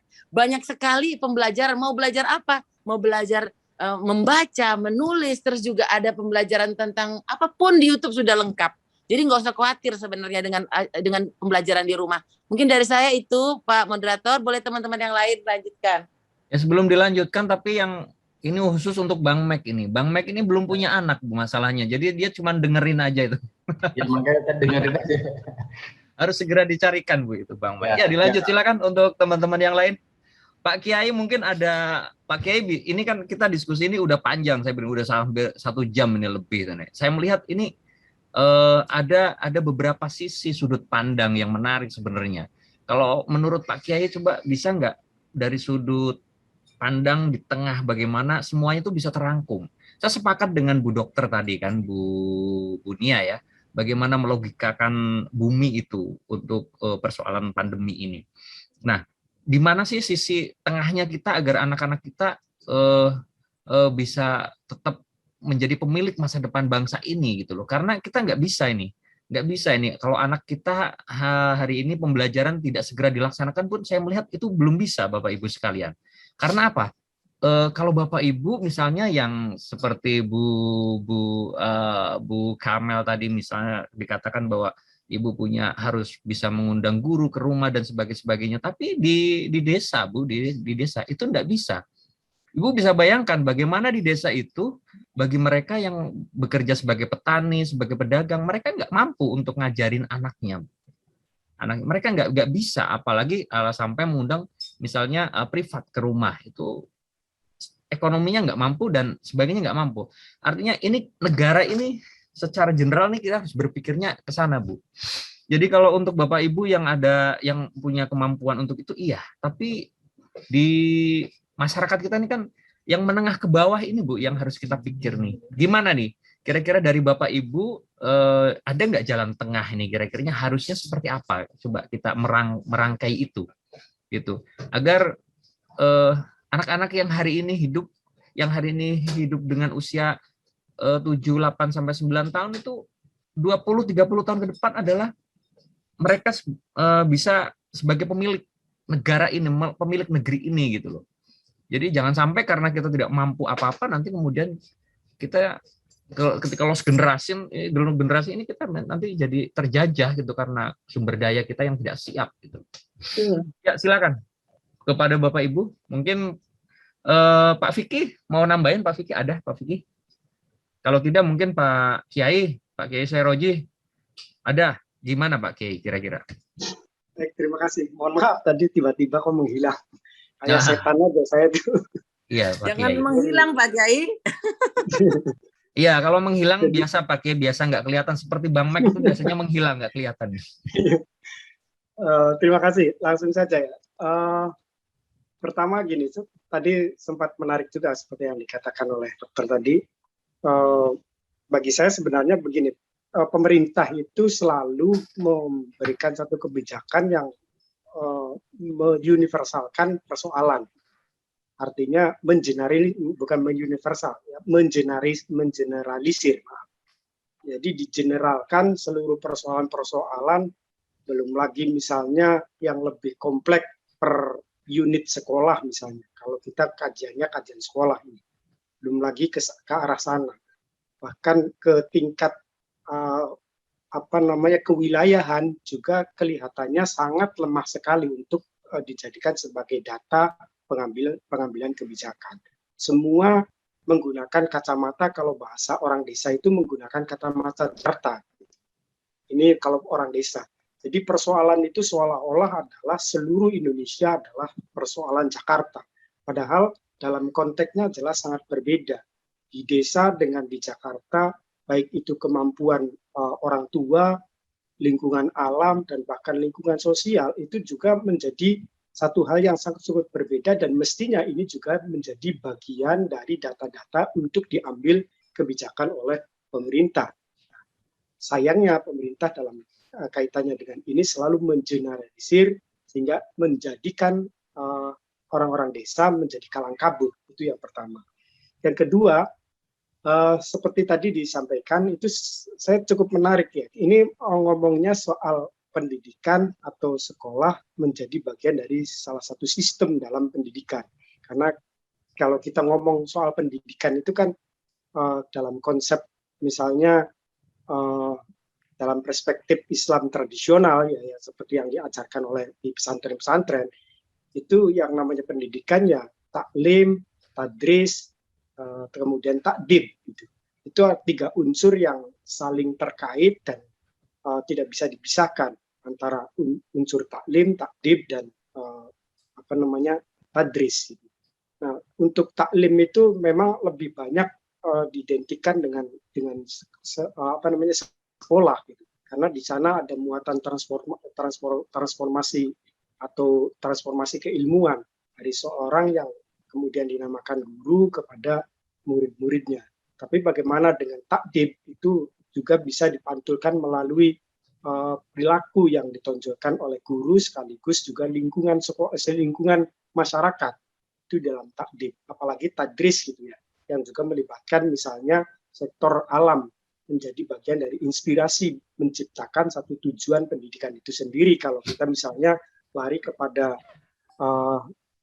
Paulo Freire misalnya dengan pendidikan sebagai memanusiakan manusia misalnya. Nah itu saya kira cukup penting. Nah, tapi seperti yang dikatakan oleh Ibu tadi bahwa mendidik anak tanpa kemudian harus disekolahkan itu juga sepertinya agak cukup gambling gitu ya. Dalam artian dalam sebuah sistem yang sebuah formality gitu. Tapi untuk bagaimana menciptakan proses di dalam mendidik orang untuk menjadi memanusiakan manusia, saya kira cukup luar biasa tadi. Kita harus tidak terjebak pada sistem yang memang sekolahan kita itu sebenarnya arahnya untuk memanusiakan manusia atau menciptakan buruh. Gitu. Ini juga sebenarnya menjadi kajian klasik di dalam dunia pendidikan kita. Sejak dulu orientasi pendidikan kita itu apa gitu. Itu sejak permulaan bangsa ini muncul sebenarnya juga begitu. Kenapa sistem pendidikan modern atau sistem pendidikan Indonesia diambil dengan pola yang demikian, tidak menggunakan sistem pendidikan pesantren misalnya yang diambil oleh pemerintah pada saat itu ketika proklamasi kemerdekaan diciptakan, tidak menggunakan sistem pendidikan pesantren yang sudah berabad-abad menjadi identitas Nusantara ini, malah justru diambil dari sistem pendidikan ala Eropa. Itu juga menjadi problem karena apa? Tujuan utamanya itu adalah menjadikan kebutuhan pendidikan ini atau sistem sekolahnya, taklimnya itu kebutuhan untuk memenuhi terhadap kebutuhan kapitalistik, dan itu menjadi problem yang terus berdebat sampai saat ini, sehingga muncul satu gerakan-gerakan yang misalnya penting juga tadi seperti yang dikatakan oleh Ibu, bagaimana kita membuat anak kita itu menjadi kritis. Dengan itu seringkali kita tidak dapatkan di lingkungan sekolah. Nah, ini juga menjadi hal yang juga menjadi pembicaraan di dalam lingkungan sekolah itu sendiri. Nah, termasuk juga nanti pengaruhnya terhadap bagaimana siswa mau divaksin atau tidak. Ini produk orang tua desa yang pendidikannya belum tersentuh oleh teknologi, apalagi misalnya model saya yang mati tadi HP-nya sangat gelagapan gitu. Nah, ini kan orang-orang yang model orang-orang yang secara proses pendidikannya dulu tidak pernah disentuh oleh hebatnya teknologi, sehingga ya agak gelagapan begitu. Dan ini kenyataan ini kan realitas ini. Ini kenyataannya begitu, dan ini tidak sama dengan orang-orang yang sudah pernah dulu sejaman dengan saya misalnya, yang pernah dikenalkan dengan teknologi. Akibatnya apa? Dan ini yang kemudian menjadi tidak seimbang dan tidak rata. Ada ketidakadilan di dalam prinsip pendidikan ini. Mereka orang-orang yang sudah bersentuhan dengan teknologi, atau mereka orang-orang yang sudah bersentuhan dengan cara nalar kritis, mereka akan mempertanyakan apakah bukan sekedar penting atau tidak pentingnya vaksin, tetapi juga membicarakan tentang apa hakikat vaksin dan apa di dalam vaksin itu sendiri, sehingga anak kita perlu divaksin. Itu juga menjadi problem yang tidak pernah muncul misalnya di kalangan masyarakat secara umum atau masyarakat di desa-desa. Mereka lebih banyak persoalannya mau divaksin atau tidak mau divaksin, tetapi mereka tidak sekolah itu akibatnya apa? Mereka menjadi tidak bisa membaca. Gitu. Mau divaksin atau tidak divaksin, itu nggak ada urusan bagi masyarakat desa itu. Yang terpenting adalah bagaimana kondisi anak-anak di desa ini yang dalam tanda kutip sebenarnya tidak di dalam sekolah pun mereka mengalami proses pendidikan, proses belajar, tetapi dalam kacamata mereka bahwa pendidikan juga itu selalu dimaknai dengan sekolah itu, sehingga mereka menganggap bahwa mereka anak-anak ini akan berada di dalam posisi keterancaman di masa depannya. Karena apa? Karena sekolah tidak masuk-masuk. Nah, jangankan untuk menanyakan soal apa yang ada di dalam vaksin. Itu yang kedua. Yang ketiga, orang-orang tua wali-wali murid di desa juga kelihatannya seperti awal tadi saya katakan sudah mengumpulkan, memberikan persetujuan apakah siap masuk sekolah atau tidak. Itu dari seluruh murid atau orang wali murid yang ada, itu menyatakan sekolah sudah harus mulai dibuka. Sekolah harus mulai berjalan, dan hanya sedikit saja, hanya 1 atau 2 wali murid saja yang mengatakan tidak perlu atau masih perlu pembelajaran secara daring. Nah, kita juga meneliti apa latar belakang orang-orang yang menyatakan tidak kesetujuannya untuk misalnya kesetujuannya untuk tidak sekolah dengan orang-orang yang menyatakan diri siap untuk disekolahkan atau mau atau harus segera untuk dibuka sekolahnya, misalnya itu juga sangat berbeda latar belakangnya. Nah, ini yang menjadi yang terjadi di lingkungan masyarakat di desa-desa gitu, termasuk di lingkungan desa saya itu. Nah, sekali lagi bahwa menurut saya ini sebenarnya persoalannya adalah di persoalan bagaimana pemerintah itu bisa mengambil kebijakan sesuai dengan data-data yang tidak bersifat general, tapi harus berangkat dari sifat-sifat yang lebih bersifat kasuistik, yang lebih mendalam lagi, yang kemudian bisa diambil kebijakannya. Saya kira itu aja barangkali intinya. Terima kasih. Ya. Waalaikumsalam.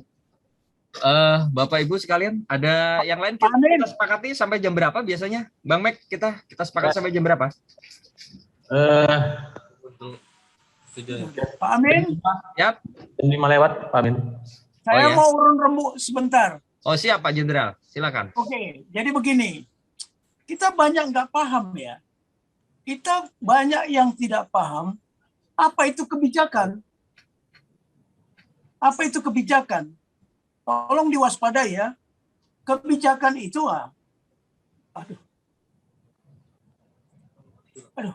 oke. Dengar suara saya Pak Amin? Oke ya. Cuman jauh sekali Pak Jenderal. Oke. Jadi kita ngomong kebijakan. Ngerti nggak apa itu kebijakan? Kebijakan itu what to do. Ya, apa yang harus kita lakukan. Itu namanya kebijakan. Di konstitusi udah jelas kok tertulis. Ada 5 kebijakan. What to do itu ada 5. Arahan kita. Itu yang disebut haluan negara sebenarnya. Mau dibawa kemana negara ini? Itulah kebijakan. Bukan aja di kamus. Kebijakan itu arah. 1, melindungi segenap bangsa Indonesia. 2, melindungi seluruh tumpah darah Indonesia. Yang ketiga apa? Memajukan kesejahteraan umum, mencerdaskan kehidupan bangsa. Jadi kalau di desa, anak-anak itu tidak bisa sekolah online, itu yang salah siapa? Gubernurnya yang salah. Harusnya mereka yang menyediakan itu.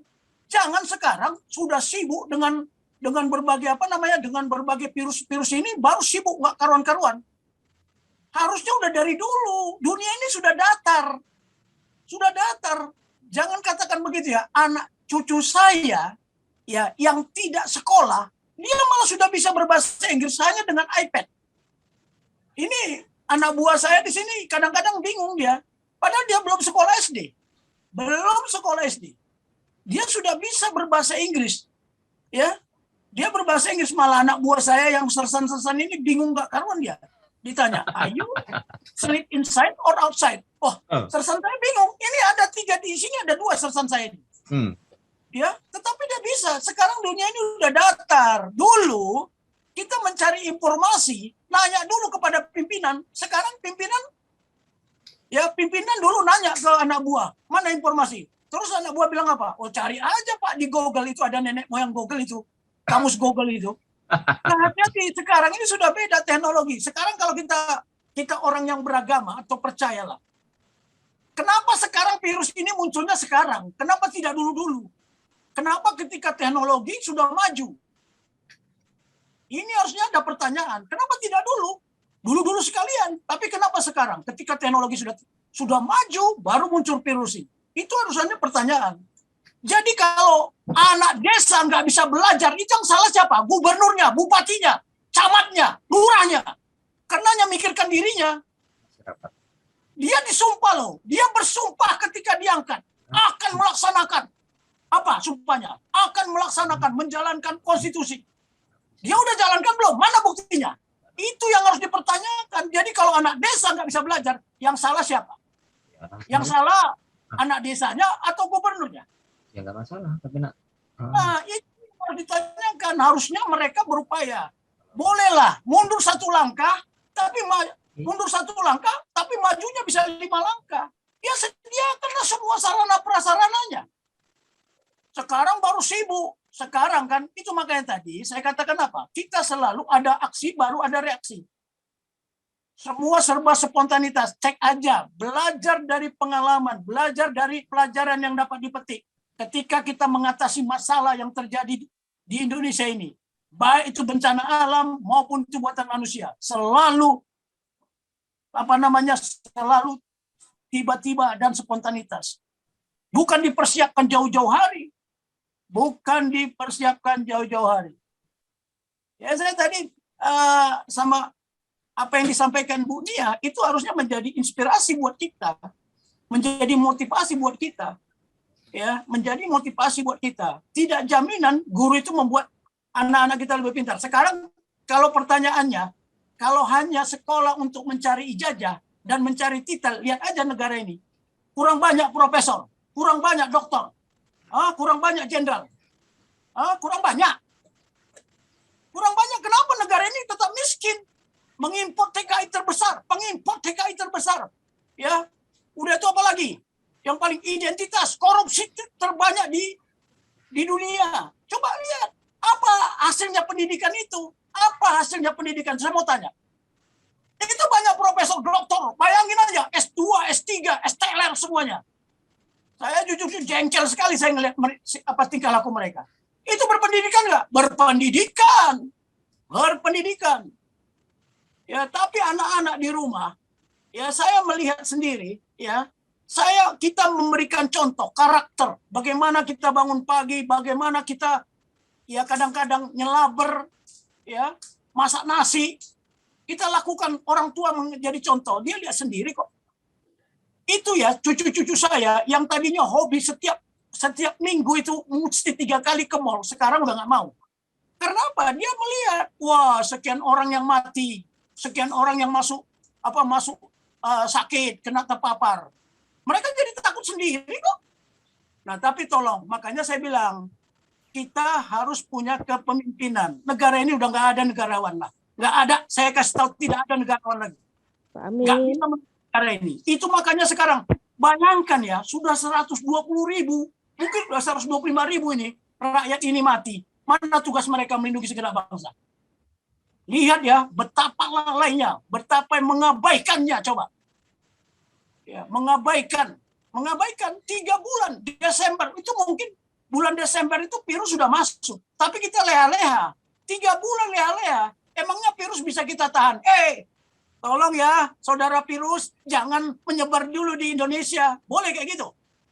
Nggak bisa. Nah sekarang sudah muncul lagi. Coba lihat ya, perkembangan virus bermutasi. Dan semakin ganas dan semakin buas. Bahkan semakin bahaya. Daya hancurnya itu, daya pembunuhnya itu lebih besar. Lebih kuat dan lebih dahsyat. Coba. Relakah Anda kena? Oh tunggu dulu. Nah itulah yang menjadi kekhawatiran para bapak dan para ibu. Saya aja seorang militer. Ya, seorang jenderal selalu berpikir yang terjelek. Bukan yang terbaik. Ya, apakah Menteri Pendidikan itu ngerti itu nggak? Mana ngerti? Nggak ngerti dia. Kenapa?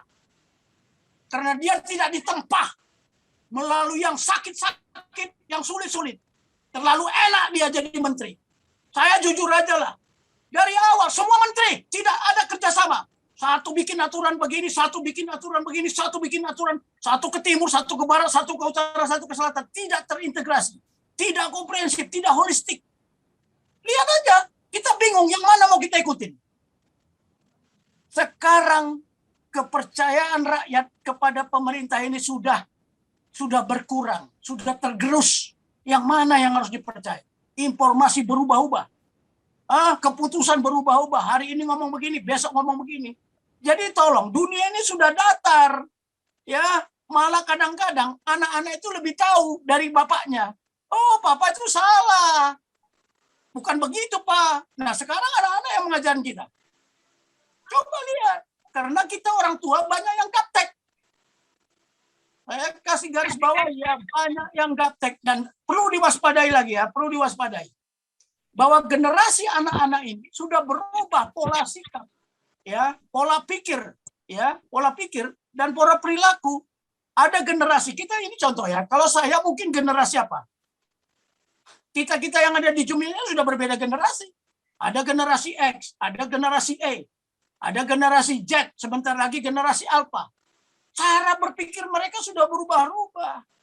Saya memaksakan cara berpikir orang tua saya dulu dengan sekarang. Berbenturan saya sama anak-anak. Berbenturan sama cucu. Bukan begitu, Pung. Bukan begitu, Opa. Ya, Opa salah. Mereka udah berani ngoreksi kita sekarang. Cek aja kalau nggak percaya. Mungkin kalau di desa, ya. Mungkin belum. Ya, tapi kalau di kota-kota besar ini, waduh, kita ngomong apa? Itu salah. Pronunciation-nya bukan seperti itu. Bayangin anak-anak sudah bisa mengoreksi. Padahal mereka belum SMA loh. Belum SMA. Ya. Nah, yang begini-begini tolong kita berpikir ke depan. Ini tanggung jawab pemerintah. Ya. Oke lah, itu aja Pak Amin, tambahan dari saya. Siap, Jenderal. Terima kasih, Jenderal. Semangatnya masih 45, Jenderal. Oh, jelas. Keren Pak Jenderal. Pak Jenderal keren banget dan Pak Amin, moderator. Di sini ada Ketua Dewan Kebijakan kita, Pak Taufik Razen. Mungkin dia akan mencerahkan juga hari ini. Pak Taufik, boleh sedikit bicara untuk ini udah mau maghrib soalnya menutup, ya kan? Atau bagaimana? Silakan moderator, dipersilakan. Dan tidak dapat dannya turun. Ya, silakan.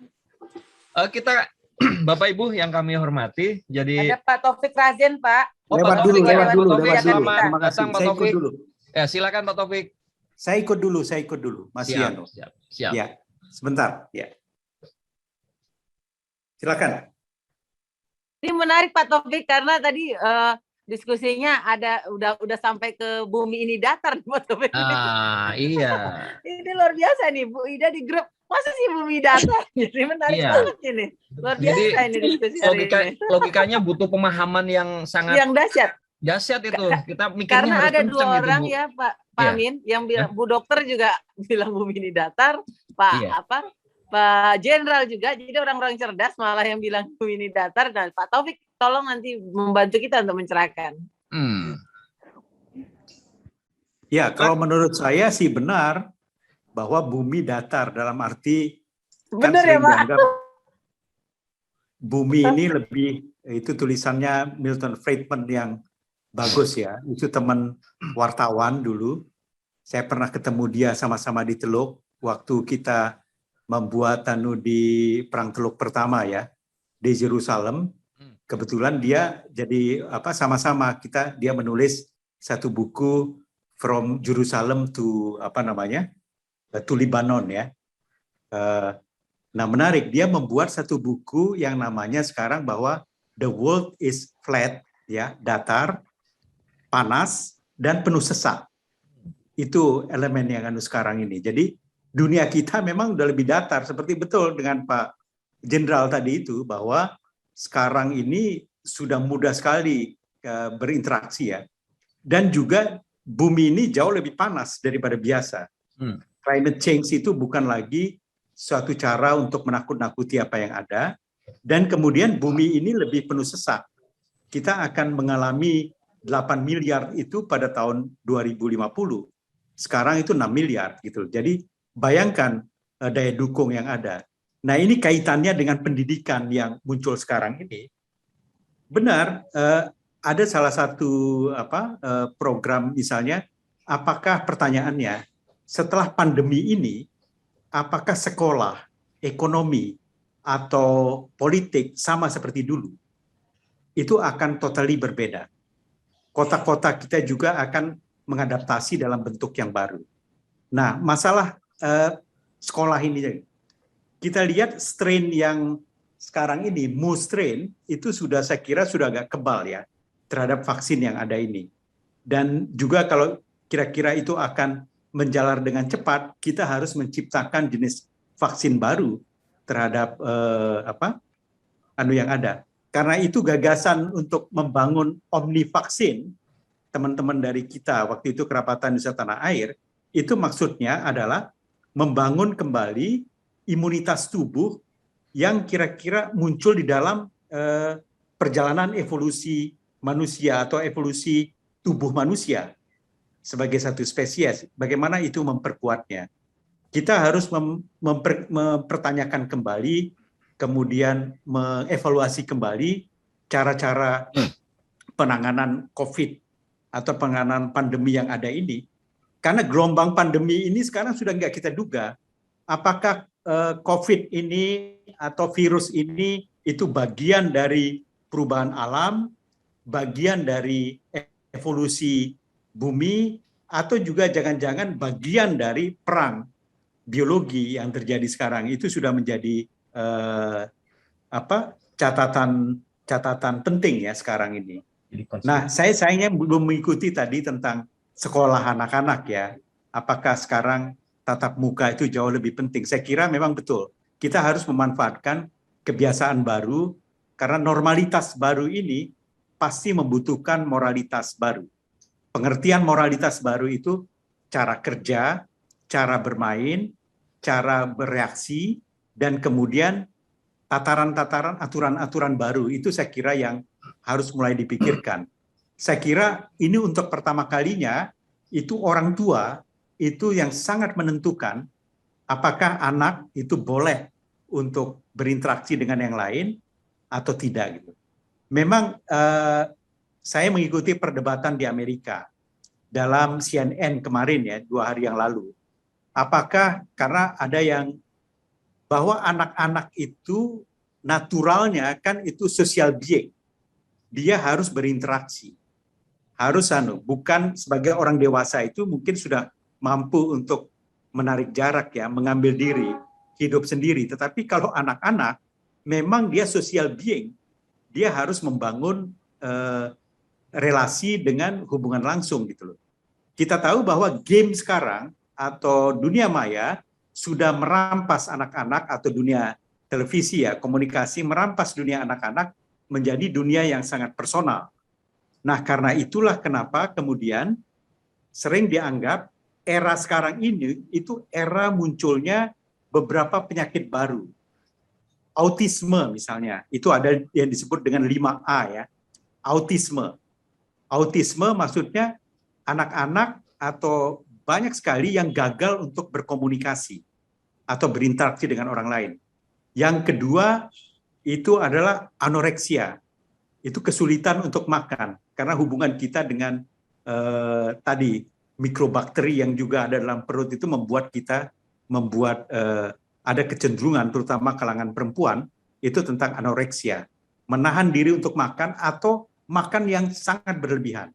Yang ketiga asma, keempat itu autoimun, dan yang kelima alergi. Jadi 5A ini sekarang itu sedang menghantui sebenarnya jenis-jenis baru dengan varian-varian yang berbeda. Vaksin ini corona ini sebenarnya menyerang salah satu itu tentang pernapasan itu asma. Dari kumpulan besar dari 5A tadi itu, itulah kenapa dia menyerang pernapasan, kemudian terkait dengan lingkungan asma lebih luas, dan inilah teman-teman sekalian, kita harus memang melihat situasi yang ada ini dengan cara yang baru. Itu aja kontribusi saya. Mohon maaf saya nggak ikut dari awal, tapi mungkin bisa menambahkan tadi yang disampaikan oleh Pak Jenderal. Terima kasih. Terima kasih Pak Taufik. Ada yang lain Bapak Ibu? Silakan. Boleh ya Pak Amin nambah dikit. Oh sangat boleh Bu. Ya silakan. Pak Wakil Ketua Pak Taufik Rahman. Pak Rahim ya.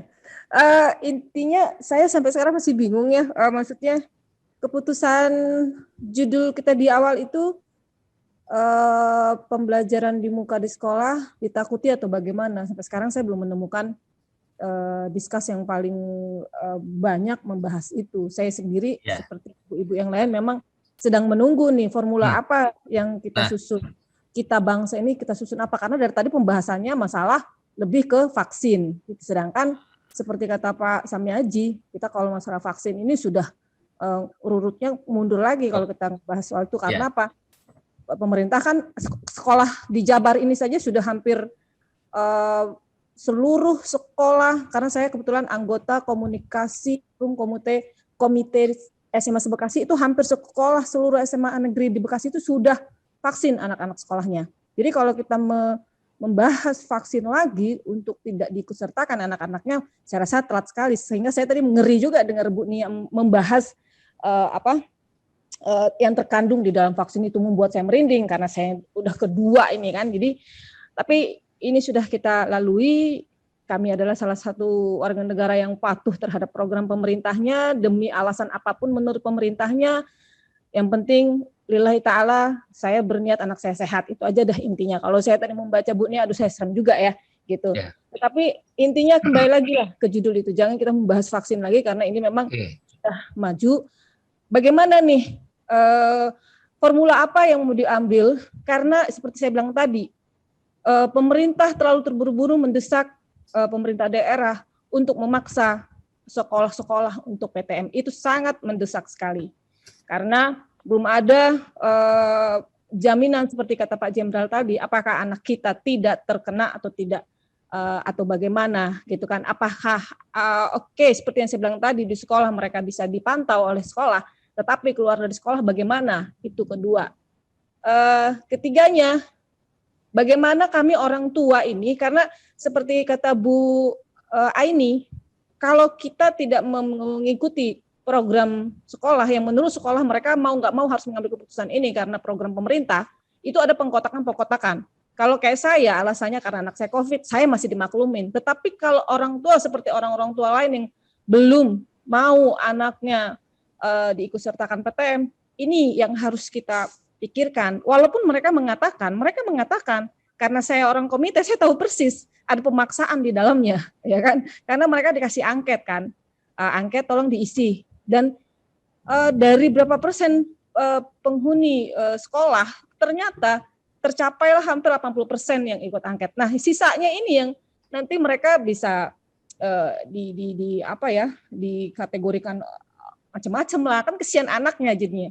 Nah, kalau seandainya pemerintah memberikan kelonggaran kepada sekolah, ini yang bisa membantu orang tua untuk mengambil keputusannya itu dengan baik.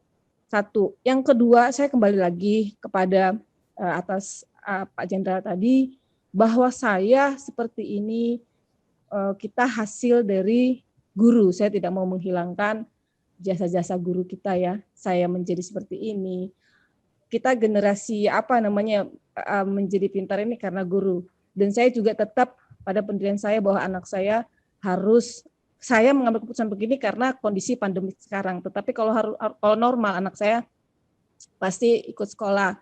Dikhawatirkan ini alasan salah satunya Pak Menteri mengambil keputusan PTM ini adalah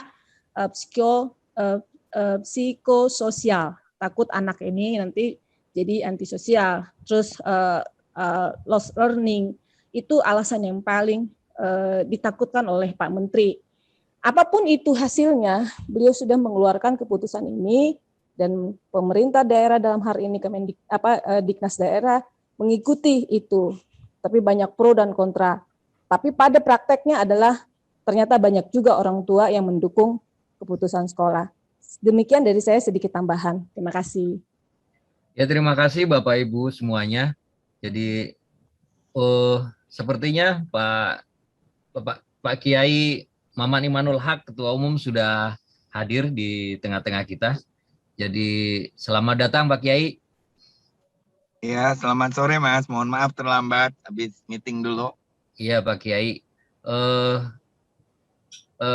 Sebelum nanti kita ke Pak Kiai, kira-kira saya mencoba untuk menengahi. Memang saya membiarkan ini mengalir dulu, Bu Ida tadi ya. Saya mencoba untuk bagaimana persoalan-persoalan yang ada dulu. Nah, kemudian kita saat ini ketika Bu Ida menginginkan bahwa kita kembali ke tema utama kita, maka ketemulah.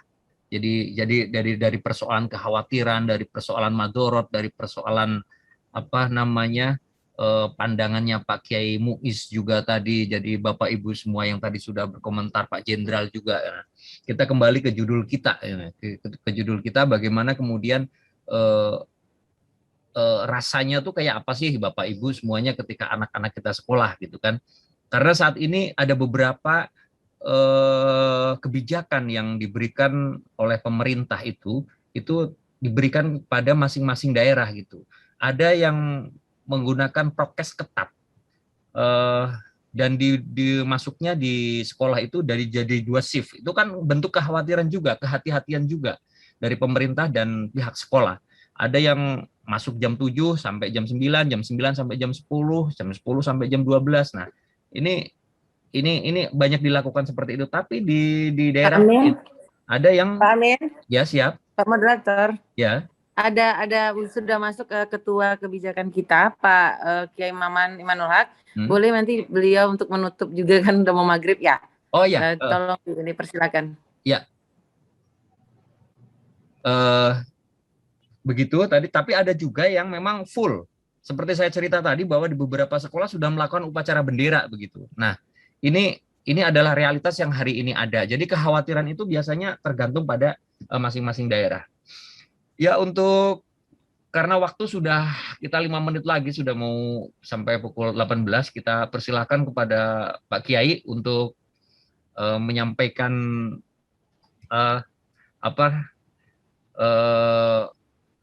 paparannya, jalan tengah apa sih yang mesti kita ambil gitu. Pak Kiai kan ada ribuan santri yang hari ini ada di Al-Mizan kan, tentunya Pak Kiai ini tiap hari bertemu dengan santri-santri yang ada di situ, bahkan 24 jam itu kumpulnya kan begitu. Nah, saya pikir ini akan jadi satu satu pandangan bagaimana kita nanti akan bersikap gitu, seperti itu.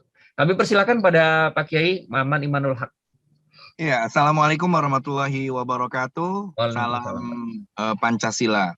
Terima kasih kepada narasumber Bunda Aini dan Al-Mukarram Kiai Haji Abdul Muiz Seroji, Mas Amin dan kawan-kawan, Pak TR Bendum.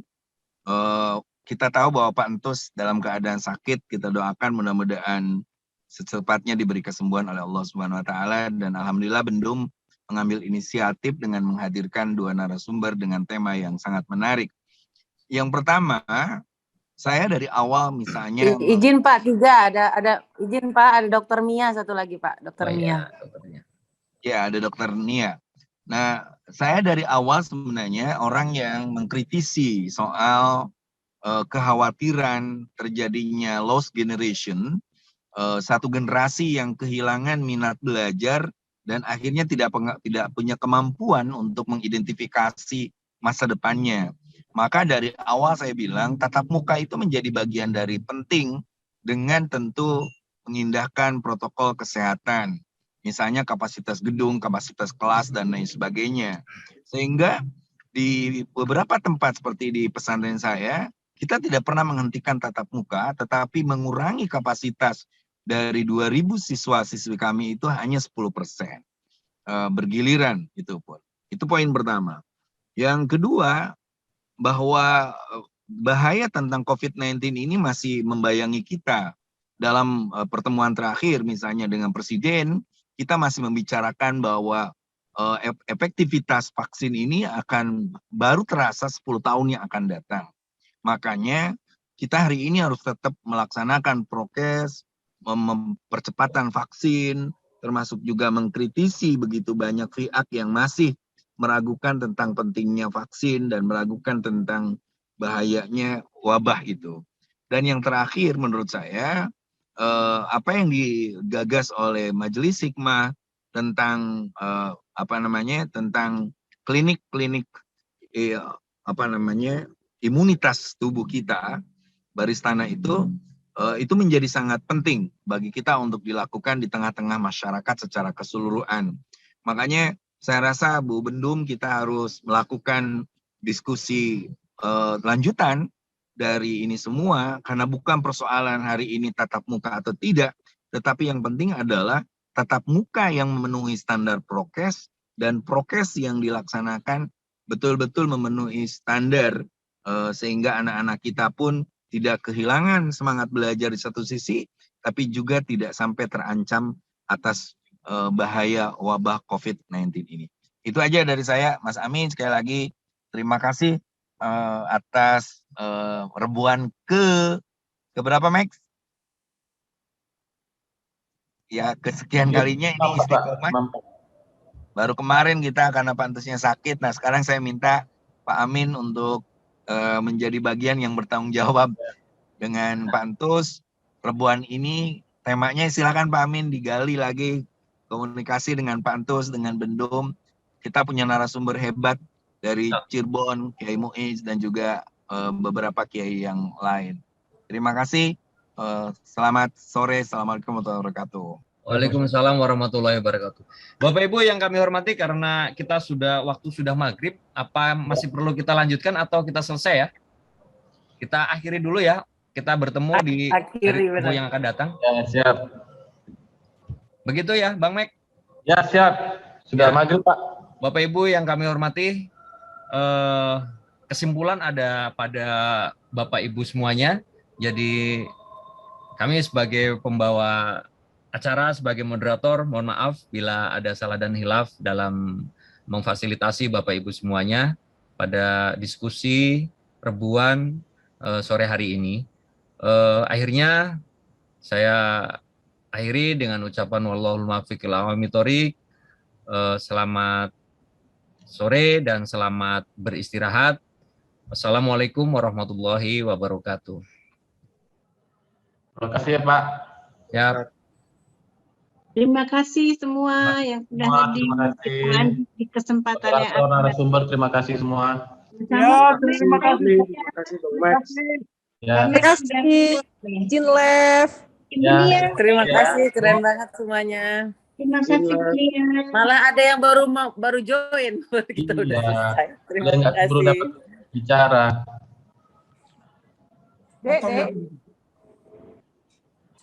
Ataunya.